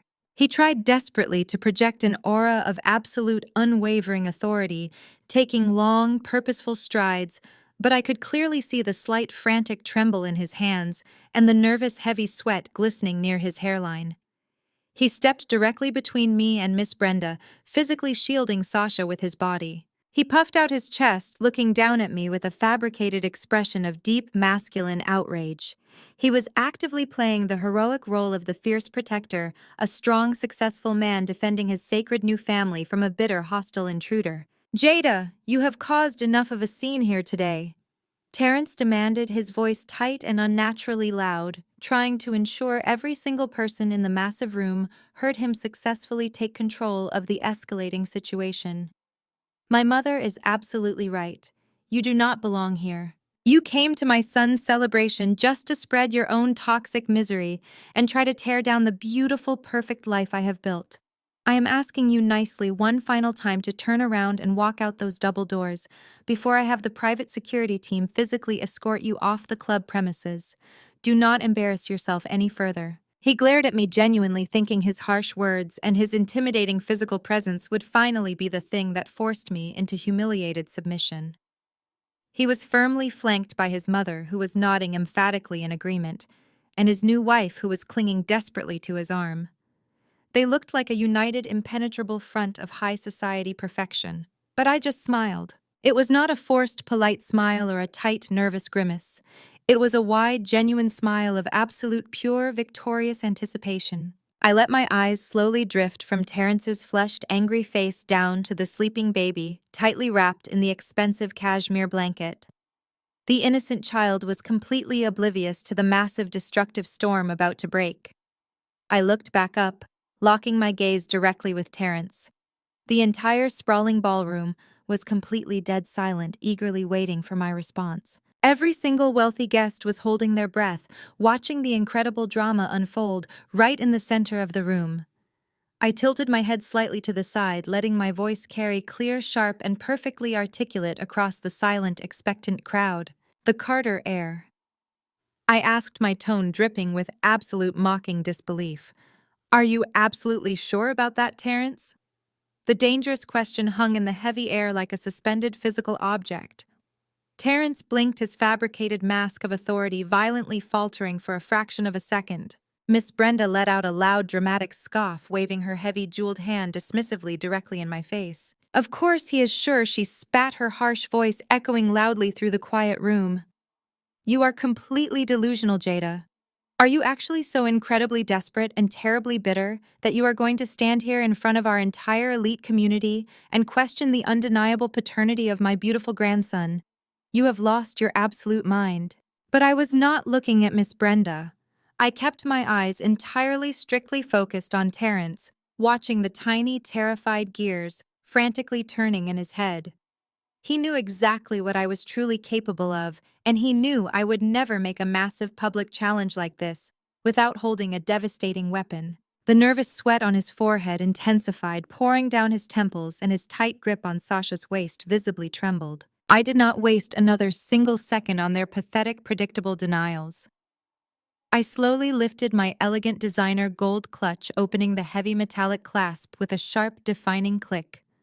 The crisp sound echoed loudly in the silent ballroom, instantly drawing every single eye to my hands. I reached inside the soft suede interior and wrapped my fingers securely around the thick folded manila envelope I had meticulously prepared. I pulled it out, letting the bright overhead crystal chandeliers reflect off the crisp professional paper. I did not hand it to Terrence. I did not hand it to Miss Brenda. I took one deliberate, confident step toward the massive catered dessert table positioned right next to us, and I dropped the heavy medical file directly onto the pristine white linen tablecloth. It landed with a soft, solid thud that sounded exactly like a firing gunshot in the perfectly quiet room. Atlanta General Hospital, I announced, my voice ringing out with absolute crystal-clear authority. 3 years ago. The precise words hit the room like a sudden physical shockwave. Terrence stared down at the manila folder, his eyes widening in pure, absolute terror, as he instantly recognized the bold, black-printed logo of the private fertility clinic clearly visible on the top corner of the paper. I did not give him a single second to interrupt or deflect the narrative. You have a 0% sperm count. Terrence, I declared, projecting my voice so every single wealthy socialite, prominent businessman, and judging church elder heard the undeniable biological truth. Azoospermia. You are medically entirely incapable of fathering a child. You have been shooting blanks your entire life. The reaction was entirely instantaneous and absolutely catastrophic. A massive, synchronized, horrified gasp erupted from the surrounding crowd. It was the distinct sound of 100 elite reputations and carefully constructed social realities completely shattering all at once. The older church ladies in the front row rigidly clutched their pearl necklaces, their jaws dropping open in sheer, unadulterated shock. Terrence's wealthy fraternity brothers exchanged wide-eyed, terrified glances, the expensive champagne completely forgotten in their hands.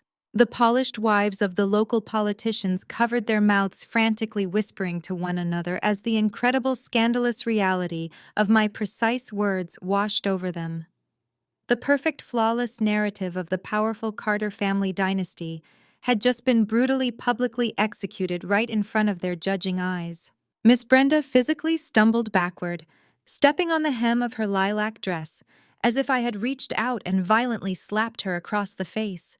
She stared at the medical file resting innocently on the white tablecloth, her chest heaving with rapid, shallow, terrified breaths.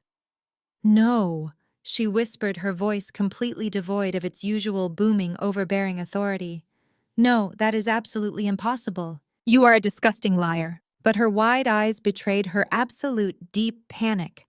She looked frantically at Terrence, desperately waiting for him to immediately laugh loudly in my face and tear the paper to shreds. Sasha, however, did not look confused or angry. The fake, sweet, motherly smile completely vanished from her face, instantly replaced by a rigid mask of pure, white-hot terror. She clutched the baby so tightly against her chest that the child let out a soft, muffled cry of discomfort. Sasha knew the absolute truth.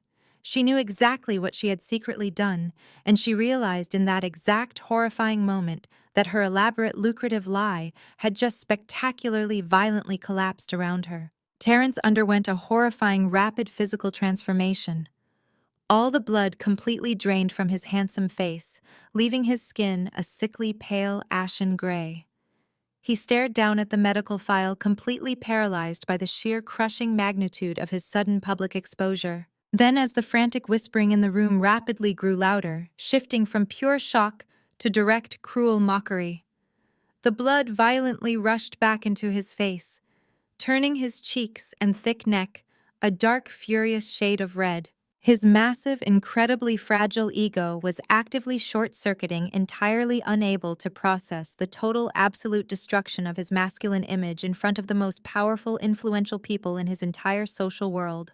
He lunged forward, slamming his heavy hand down on the white tablecloth and frantically grabbing the manila folder. "She is lying," Terrence screamed, his voice painfully cracking under the intense, desperate emotional strain. He waved the certified medical records wildly in the air, his hands shaking so uncontrollably the paper rattled loudly. "This is a complete, ridiculous fabrication," he shouted.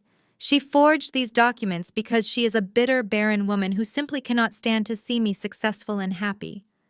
I am the true biological father of this child. I am a real, capable man. She is just trying to completely ruin my life and my family with a pathetic, desperate lie. Do not listen to a single crazy word she says." He was practically hyperventilating, hot spit flying from his trembling lips as he frantically addressed the stunned, silent crowd. He looked exactly like a cornered, terrified animal desperately fighting for his absolute social survival. The polished, successful business owner was completely gone, replaced by a pathetic, lying child throwing a massive public tantrum. I stood perfectly still, watching his complete, humiliating meltdown with an expression of absolute, cold, calm detachment. I had loyally protected this arrogant man for 3 long, agonizing years. I had silently absorbed the cruel insults, the heavy shame, and the constant public ridicule to keep his fragile masculine pride entirely intact. And now I was peacefully watching him completely self-destruct, using the very same toxic arrogance that had initially driven him to betray me. I waited patiently for his frantic screaming to subside, for his desperate, heavy breathing to echo loudly in the silent, tense ballroom. Then I took one single, graceful step forward, smoothly closing the physical distance between us. I looked directly into his panicked, completely terrified eyes. "Call Dr. Evans," I replied, my voice completely smooth, quiet, and infinitely more terrifying than his loud, chaotic shouting. The simple, logical command sliced through his chaotic, frantic denial like a razor-sharp knife. "He is on your speed dial, is he not, Terrence?" I asked, tilting my head slightly. "Put him on speakerphone right now in front of everyone in this massive room. Let him tell your mother, your new lying wife, and your entire judging congregation the exact same devastating thing he told us in his private office 3 years ago. Go ahead, Terrence. Make the call. Prove me wrong." Terrence stood frozen, his hand hovering defensively over his expensive tailored suit pocket where his phone rested. He did not reach for it. He did not make a single move to pull the device out and dial the number that would easily clear his name. His complete paralysis was the only confirmation the room needed. The wealthy, elite guests of Atlanta were not foolish people. They knew how to read the room, and they knew how to read guilt. If the medical file I had just dropped on the pristine white tablecloth was truly a bitter fabrication, he would have already been dialing the doctor on speakerphone with a triumphant sneer. But he was trapped. He was completely out of moves, and his suffocating silence was actively confessing everything to the judging crowd. The frantic murmurs around the ballroom began to swell again, rising from shocked whispers into audible gasps of genuine realization. Miss Brenda finally looked away from me and turned her horrified gaze toward her son. For the first time in her entire domineering life, she looked completely unsure of herself. Her rigid posture collapsed slightly as she saw the absolute terror radiating from Terrence's pale, sweating face. "Terrence, tell them," she pleaded, her voice trembling with a desperate, fragile hope. "Tell them she is lying right now." But Terrence could not even look his own mother in the eye. He stared down at his Italian leather shoes, his chest heaving as his massive, fragile ego began to officially, permanently fracture. He opened his mouth to scream at me again to try and muster one last pathetic wave of aggressive denial. But the words never left his throat. Right at that exact agonizing second, a loud booming noise echoed through the grand foyer outside the ballroom. It was a harsh, disruptive sound that completely shattered the tense atmosphere. The massive, heavy oak doors of the country club banquet hall suddenly violently swung open. The heavy wood slammed against the floral arrangements positioned near the entrance, sending white roses and blue hydrangeas scattering across the polished hardwood floor. The sudden, aggressive movement caught the attention of every single person in the massive room. Heads whipped around instantly, entirely distracted from Terrence's humiliating meltdown. The bright afternoon sunlight from the grand hallway spilled into the dim, elegant ballroom, casting a long, dark shadow across the floor. Standing perfectly centered in that doorway was a man who absolutely did not belong in the Oakwood Country Club. It was Tyrone. He stepped over the threshold and into the luxurious space, his presence immediately sucking the air out of the room. He was a jarring, aggressive contrast to the pastel linen suits and flowing silk dresses surrounding him. Tyrone was wearing a heavy, dark leather jacket that looked worn and thoroughly lived in over a plain black t-shirt. His jeans were loose, and his heavy sneakers squeaked slightly against the polished wood. But the most glaring detail, the detail that completely horrified the wealthy judging church elders standing near the back, was the thick black plastic ankle monitor strapped tightly just above his right sneaker. A bright little red light blinked steadily on the device, loudly broadcasting his fresh parole status to the entire Atlanta elite. He did not look intimidated by the towering crystal champagne fountains or the massive, expensive ice sculpture. He did not shrink under the terrified judging stares of 100 wealthy socialites. Instead, he walked forward with the heavy, undeniable swagger of a man who absolutely had nothing left to lose. His shoulders were broad, his jaw was locked tight, and he carried himself with a dangerous, completely unpredictable energy. He took his time strolling past the live jazz band and the catering staff, looking around the extravagant room with a slow, mocking smirk. "Who the hell is that?" a prominent local politician whispered loudly, grabbing his wife's arm and pulling her a step back. Security should have stopped him at the gate. But security had not stopped him, because I had personally ensured he possessed the exact gate code and a very convincing counterfeit vendor pass. Tyrone ignored the panicked whispers. His dark eyes scanned the massive crowd, completely indifferent to their wealth and status. He was a man on a very specific mission, and he was looking for his ultimate prize. His gaze swept over the pastel dresses and the custom suits, until he finally found exactly what he was searching for right by the dessert table. His eyes locked directly onto Sasha. Sasha had been standing rigidly behind Terrence, her hands still tightly gripping the baby and the glass bottle of formula.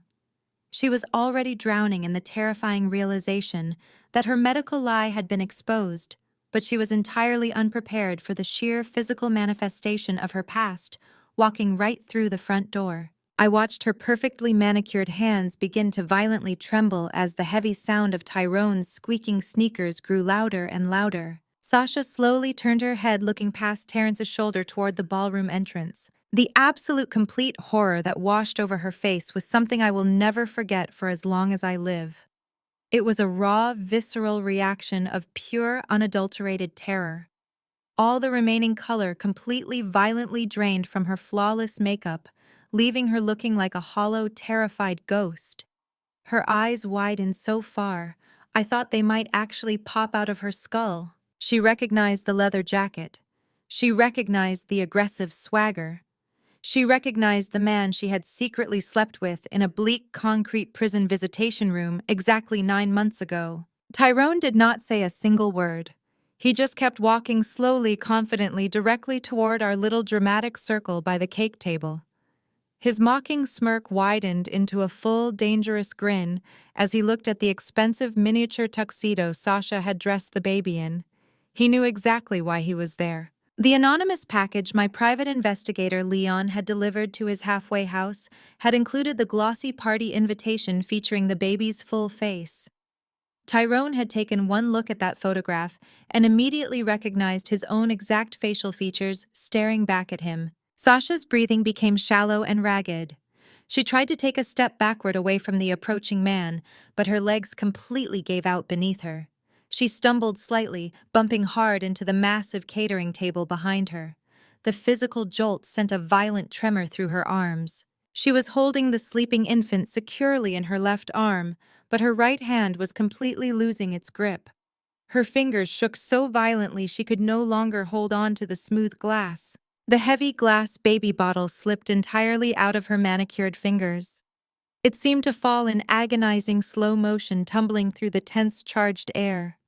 Terrence finally turned his head, following Sasha's terrified gaze toward the approaching stranger, completely unaware of the object falling right beside him. Miss Brenda gasped, stepping back and clutching her chest in pure shock as she took in Tyrone's street clothes and the blinking ankle monitor. The glass bottle hit the hard, polished marble floor right at Sasha's feet. It shattered instantly with a sharp, explosive crack that echoed like a second gunshot through the massive, silent ballroom.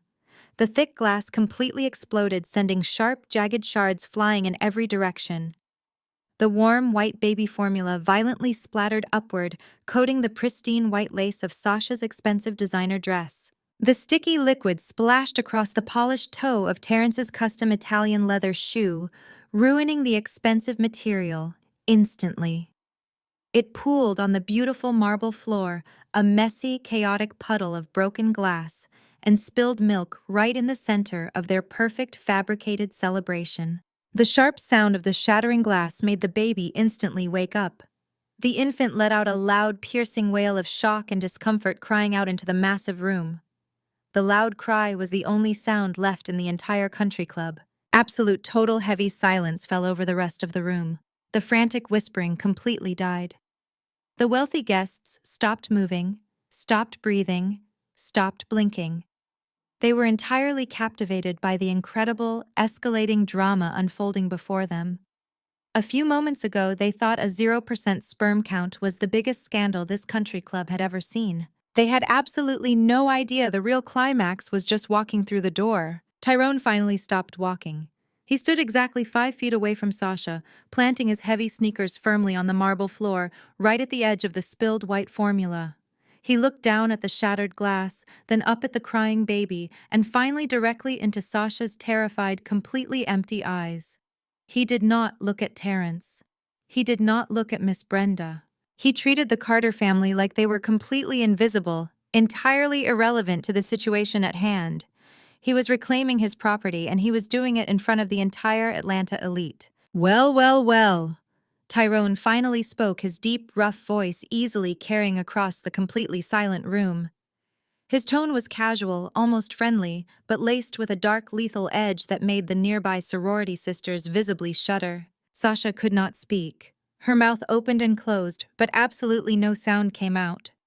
She clutched the crying baby tightly against her chest heaving as tears of pure, absolute panic began to stream rapidly down her pale face, ruining her perfect, expensive makeup.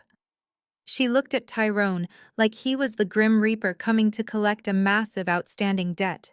Terrence, completely oblivious to the actual connection between his new wife and the paroled convict standing in front of him, finally found a tiny shred of his false bravado. He stepped aggressively forward, putting himself between Tyrone and Sasha, completely misreading the entire dynamic of the room. He puffed his chest out, pointing a shaking finger directly at Tyrone's leather jacket. "Who the hell are you?" Terrence demanded, his voice cracking again, attempting to sound like the powerful, protective patriarch he desperately wanted to be. "You are trespassing on private property. This is a closed, exclusive event for my family. Get out of here right now before I have you arrested." Tyrone slowly shifted his dark gaze away from Sasha and looked directly at Terrence. He looked the wealthy logistics owner up and down, taking in the custom cream suit, the ruined Italian shoe, and the absolute sheer panic radiating from his entire body. Tyrone did not look intimidated. He actually threw his head back and let out a loud, genuine laugh that echoed mockingly off the vaulted ceilings. "Your family?" Tyrone asked, his voice dripping with pure, unadulterated amusement. He pointed a thick, calloused finger directly at the crying baby wrapped in the expensive cashmere blanket. "That is really funny, man. because from where I'm standing, that little boy looks exactly like me." The words dropped into the silent room like a massive, heavy anvil. The wealthy crowd collectively gasped, stepping backward in pure, absolute shock. The final massive piece of the puzzle had just aggressively, violently clicked into place.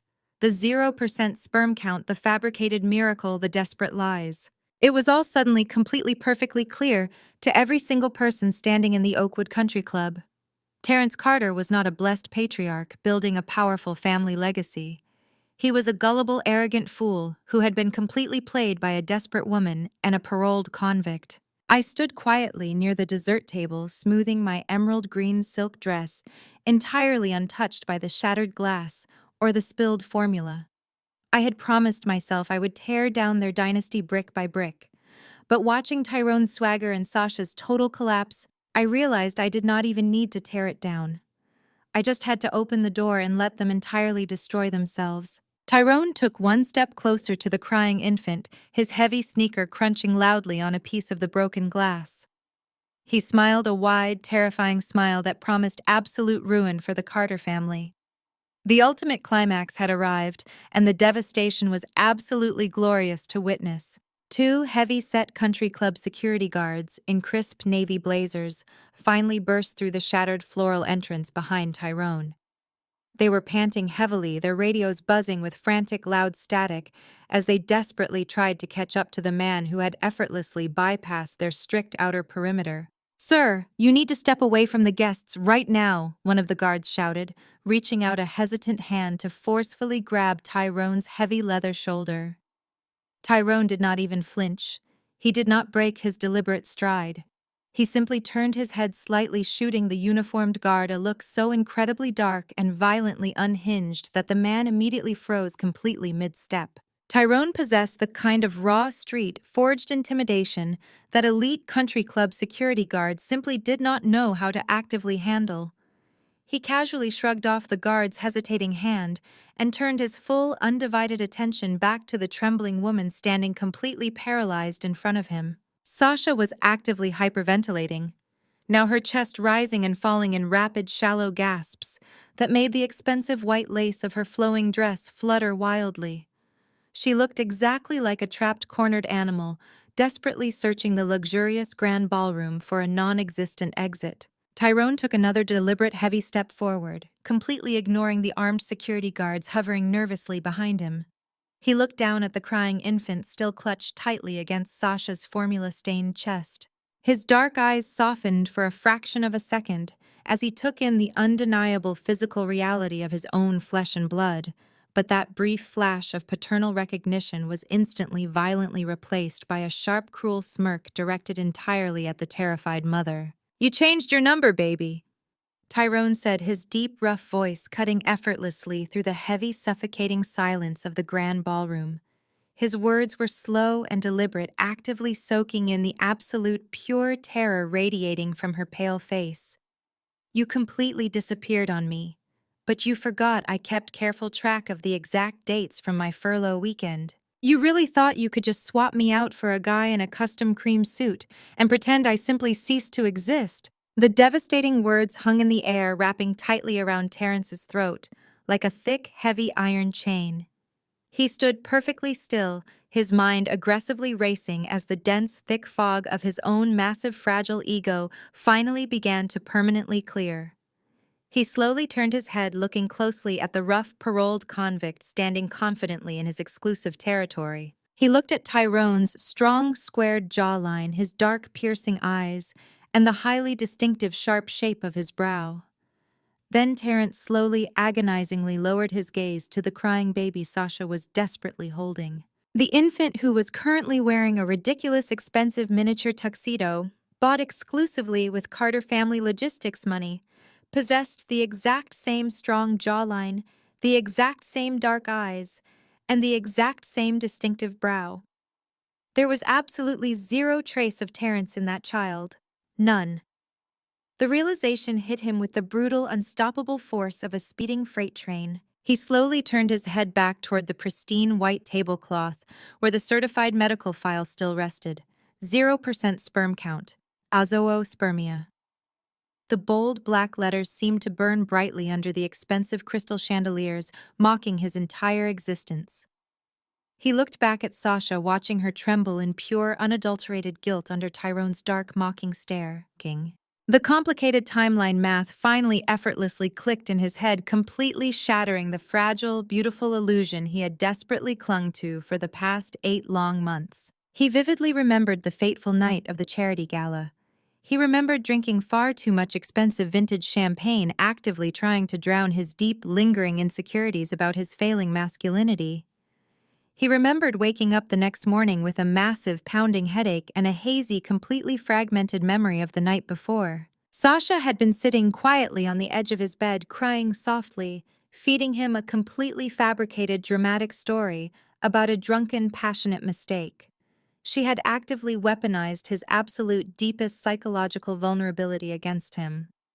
She knew he was desperately suffocating under the heavy, crushing weight of Miss Brenda's constant demanding prayers for a legitimate heir. She knew he felt like significantly less of a man because of his severe, irreversible medical condition. She had coldly calculated exactly how much his fragile ego desperately needed a biological miracle, and she handed him one perfectly wrapped in a massive, devastating lie. She had used his convenient, drunken blackout to loudly claim a pregnancy she had already conceived with a violent convict on a prison visitation weekend.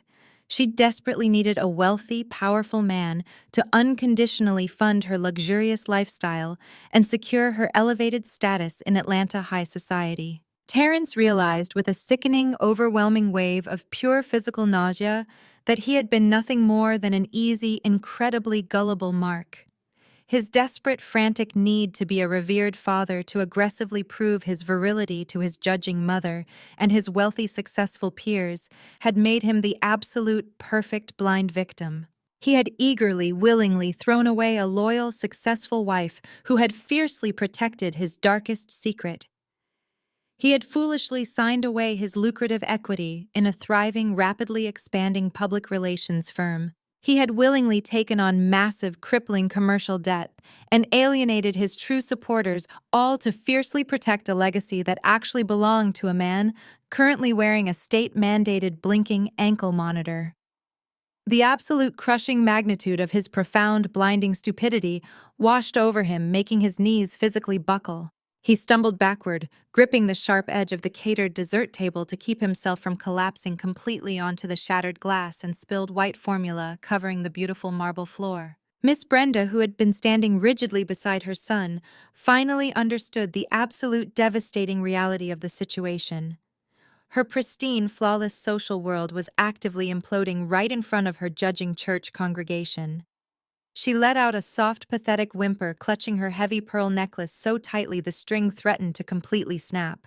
The Carter bloodline, the grand, glorious dynasty she had loudly bragged about to every single person in Buckhead, was entirely fake. She had aggressively pushed away a successful, devoted daughter-in-law to forcefully embrace a lying social climber who had actively brought the chaotic streets directly into her exclusive country club.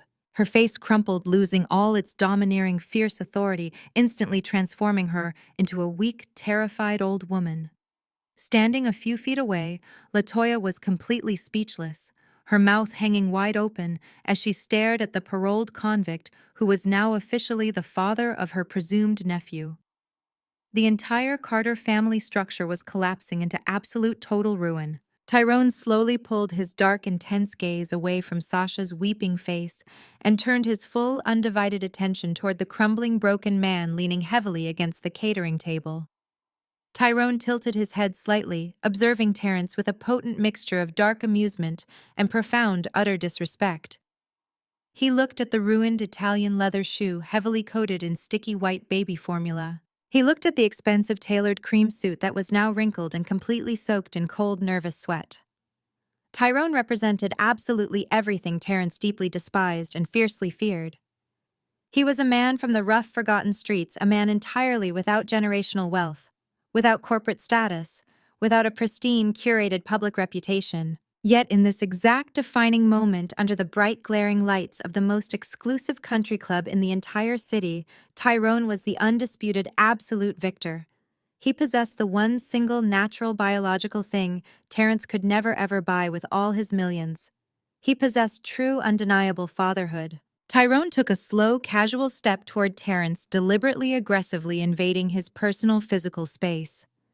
Terrence flinched violently, physically shrinking away from the paroled convict, looking incredibly small and entirely pathetic. He was completely emasculated, entirely stripped of his false protective armor in front of his peers. The wealthy church elders, the prominent local politicians, and the successful businessmen watching from the edges of the room saw their proud, arrogant peer officially reduced to a trembling, terrified shell of a man.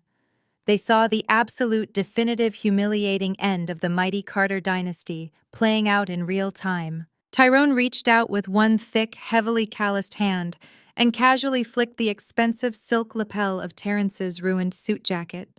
The small, simple physical gesture was dripping with such intense, overwhelming condescension that several guests standing nearby visibly winced in sympathetic embarrassment. Tyrone leaned in close, making sure his words carried directly to the men who had just been toasting Terrence's fabricated virility. "Thanks for buying my son the Gucci bib, bro," Tyrone said, his deep voice echoing loudly in the completely silent, tense ballroom. The mocking words were delivered with a sharp, cruel grin that cut Terrence absolutely straight to his fragile core. "But I will take it from here." The moment the words left Tyrone's mouth, the invisible dam holding back the entire ballroom finally completely broke. Total, absolute pandemonium erupted inside the Oakwood Country Club. The heavy, suffocating silence was instantly violently replaced by a chaotic, deafening roar of overlapping shouts, panicked gasps, and frantic, aggressive whispers. The polite, sophisticated facade of Atlanta high society was entirely ripped away, leaving behind nothing but raw, ugly human spectacle. The church elders who had been nodding solemnly to Terrence's fabricated redemption speech just minutes ago were now actively shouting over each other, pointing trembling fingers toward the shattered glass and the crying baby. The wealthy businessmen Terrence had so desperately tried to impress were physically backing away from him as if his sudden severe public humiliation was a highly contagious airborne disease. They were entirely terrified of being permanently associated with his complete massive ruin and completely destroyed reputation today. Miss Brenda finally reached her absolute complete breaking point. The domineering matriarch of the Carter family, the woman who had proudly, fiercely weaponized her religious piety to aggressively terrorize me for 3 long years, could not mentally or physically process the total destruction of her pristine social kingdom. She let out a high-pitched, completely breathless wheeze, clutching her heavy pearl necklace so violently that the thick silk string violently snapped. Dozens of expensive white pearls scattered across the polished hardwood floor, bouncing and rolling in every direction, adding to the massive, chaotic mess. Her eyes rolled back into her head and she genuinely dramatically fainted dead away. She collapsed backward directly into the waiting arms of a terrified young catering waiter, who staggered heavily under her sudden dead weight, frantically calling for someone to bring water or call an ambulance immediately before she suffered a massive heart attack today. LaToya, however, did not faint. Terrence's bitter, fiercely jealous younger sister completely lost whatever tiny shred of civilized decorum she still possessed.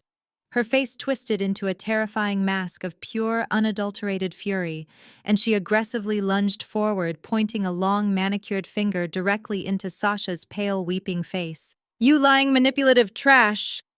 LaToya screamed, her voice cracking loudly over the chaotic din of the panicked ballroom. "You completely ruined my brother. You brought this absolute ghetto convict into our exclusive family celebration. I am going to personally destroy you right now." LaToya looked like she was about to physically attack Sasha right there next to the massive towering ice sculpture, but 2 of the remaining fraternity brothers quickly grabbed her arms, physically restraining her as she violently kicked and completely thrashed in her cheap, poorly tailored bright yellow dress, screaming pure, vicious obscenities at the terrified, weeping young mother. Amidst the total screaming chaos, Terrence stood completely paralyzed, staring blindly at the shattered glass baby bottle and the pool of spilled white formula on the beautiful marble floor. The loud, aggressive shouting swirling around him seemed to violently push him out of his frozen state of shock and directly into a massive, terrifying wave of pure, overwhelming realization. He slowly, numbly reached out toward the catered dessert table and grabbed the thick manila envelope I had dropped earlier. He clutched the certified medical papers tightly in his shaking hands, crinkling the official, heavy document. His wide, terrified eyes darted wildly around the ruined luxury of the massive ballroom, actively taking in the absolute sheer scale of the devastating financial and social disaster he had willingly, blindly brought upon himself in his desperate, pathetic quest to look like a virile, fertile traditional patriarch in our modern high society community today. The crushing reality of his situation hit him with the devastating, brutal force of a massive physical blow.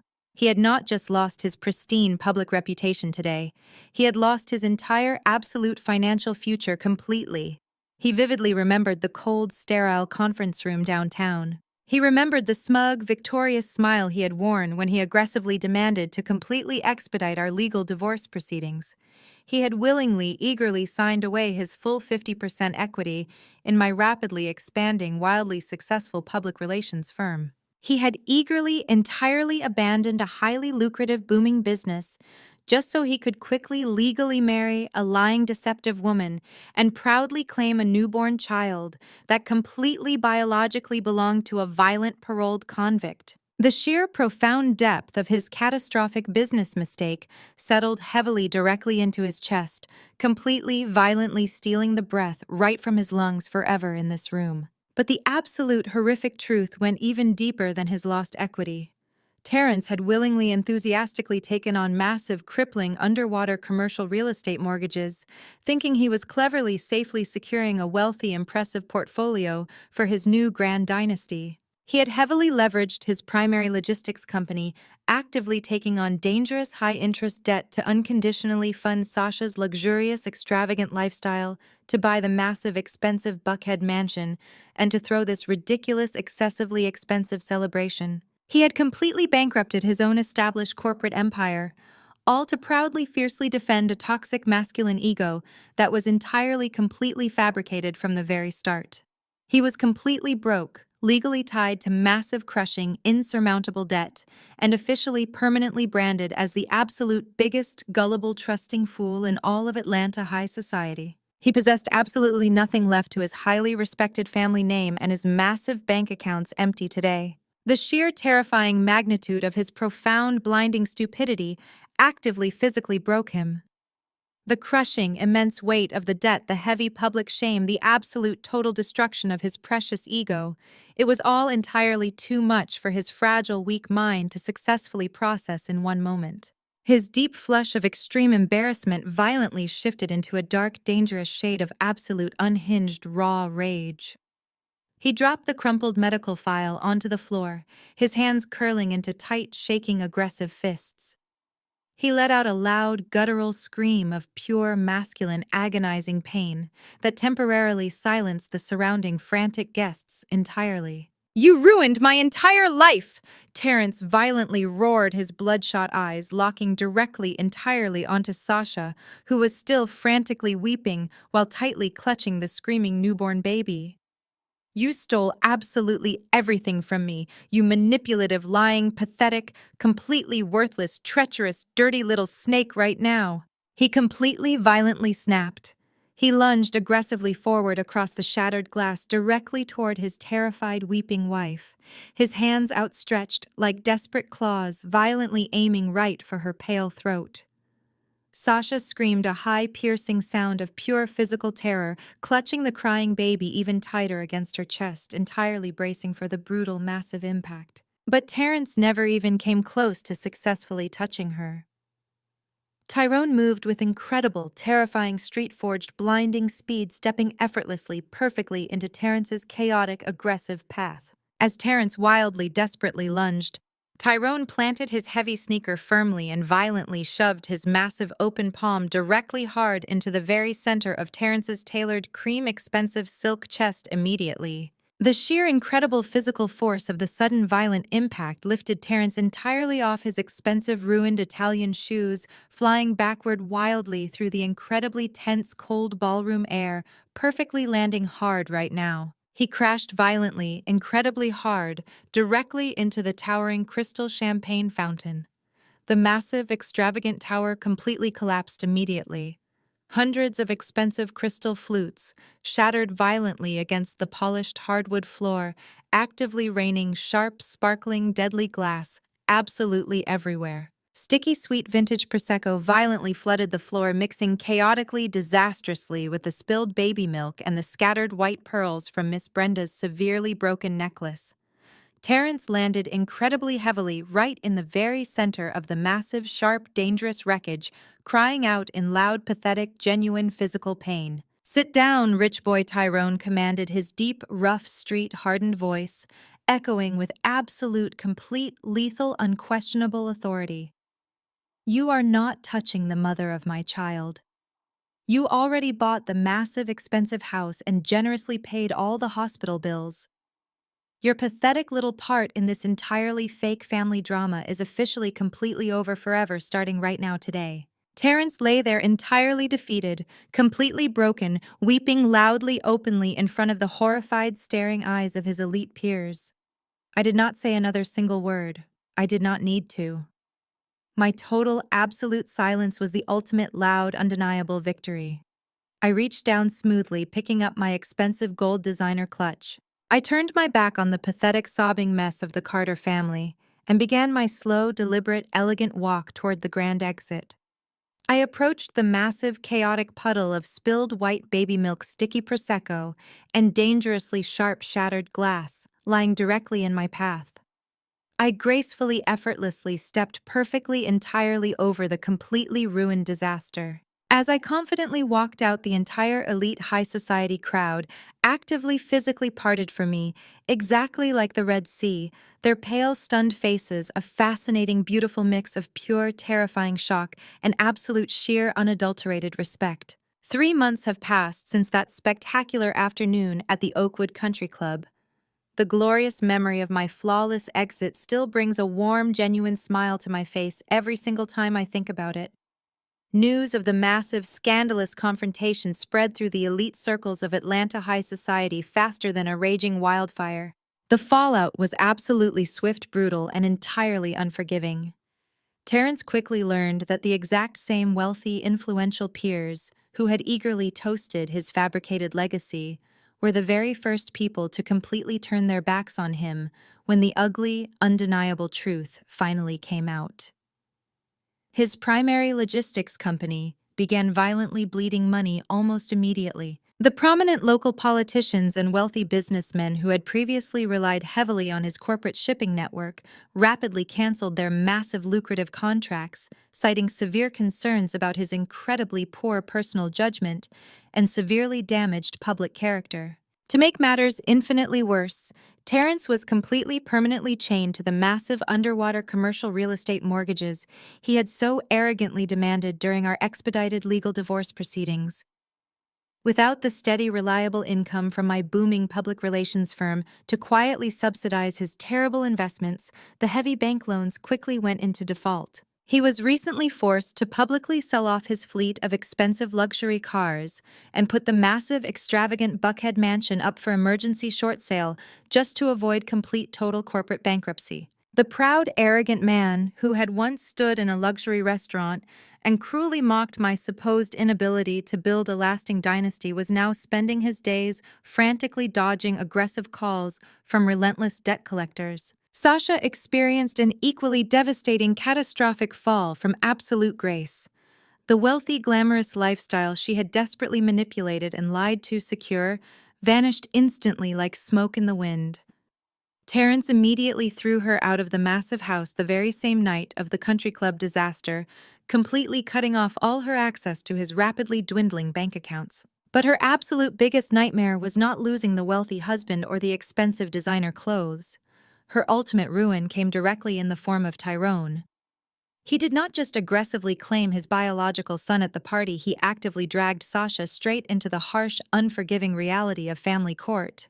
Tyrone formally filed for full legal custody and aggressively demanded monthly child support from the woman who had intentionally tried to erase his entire existence. Because Sasha had legally married a wealthy man and was technically still entitled to a small portion of Terrence's remaining assets, the aggressive family court judge ordered her to pay Tyrone a significant monthly sum to properly provide for the child she had so cruelly used as a manipulative pawn. She was quickly forced to move out of the affluent, wealthy suburbs and relocate back into a tiny, cramped apartment on the rough side of town. The elite, wealthy sorority sisters who had so eagerly attended her lavish baby celebration completely blocked her phone number and actively pretended they had never even met her. She ended up exactly where she had started, absolutely broke, entirely alone, and completely trapped by her own massive toxic web of desperate lies. Miss Brenda suffered the absolute worst social fate imaginable for a woman utterly obsessed with her pristine public reputation.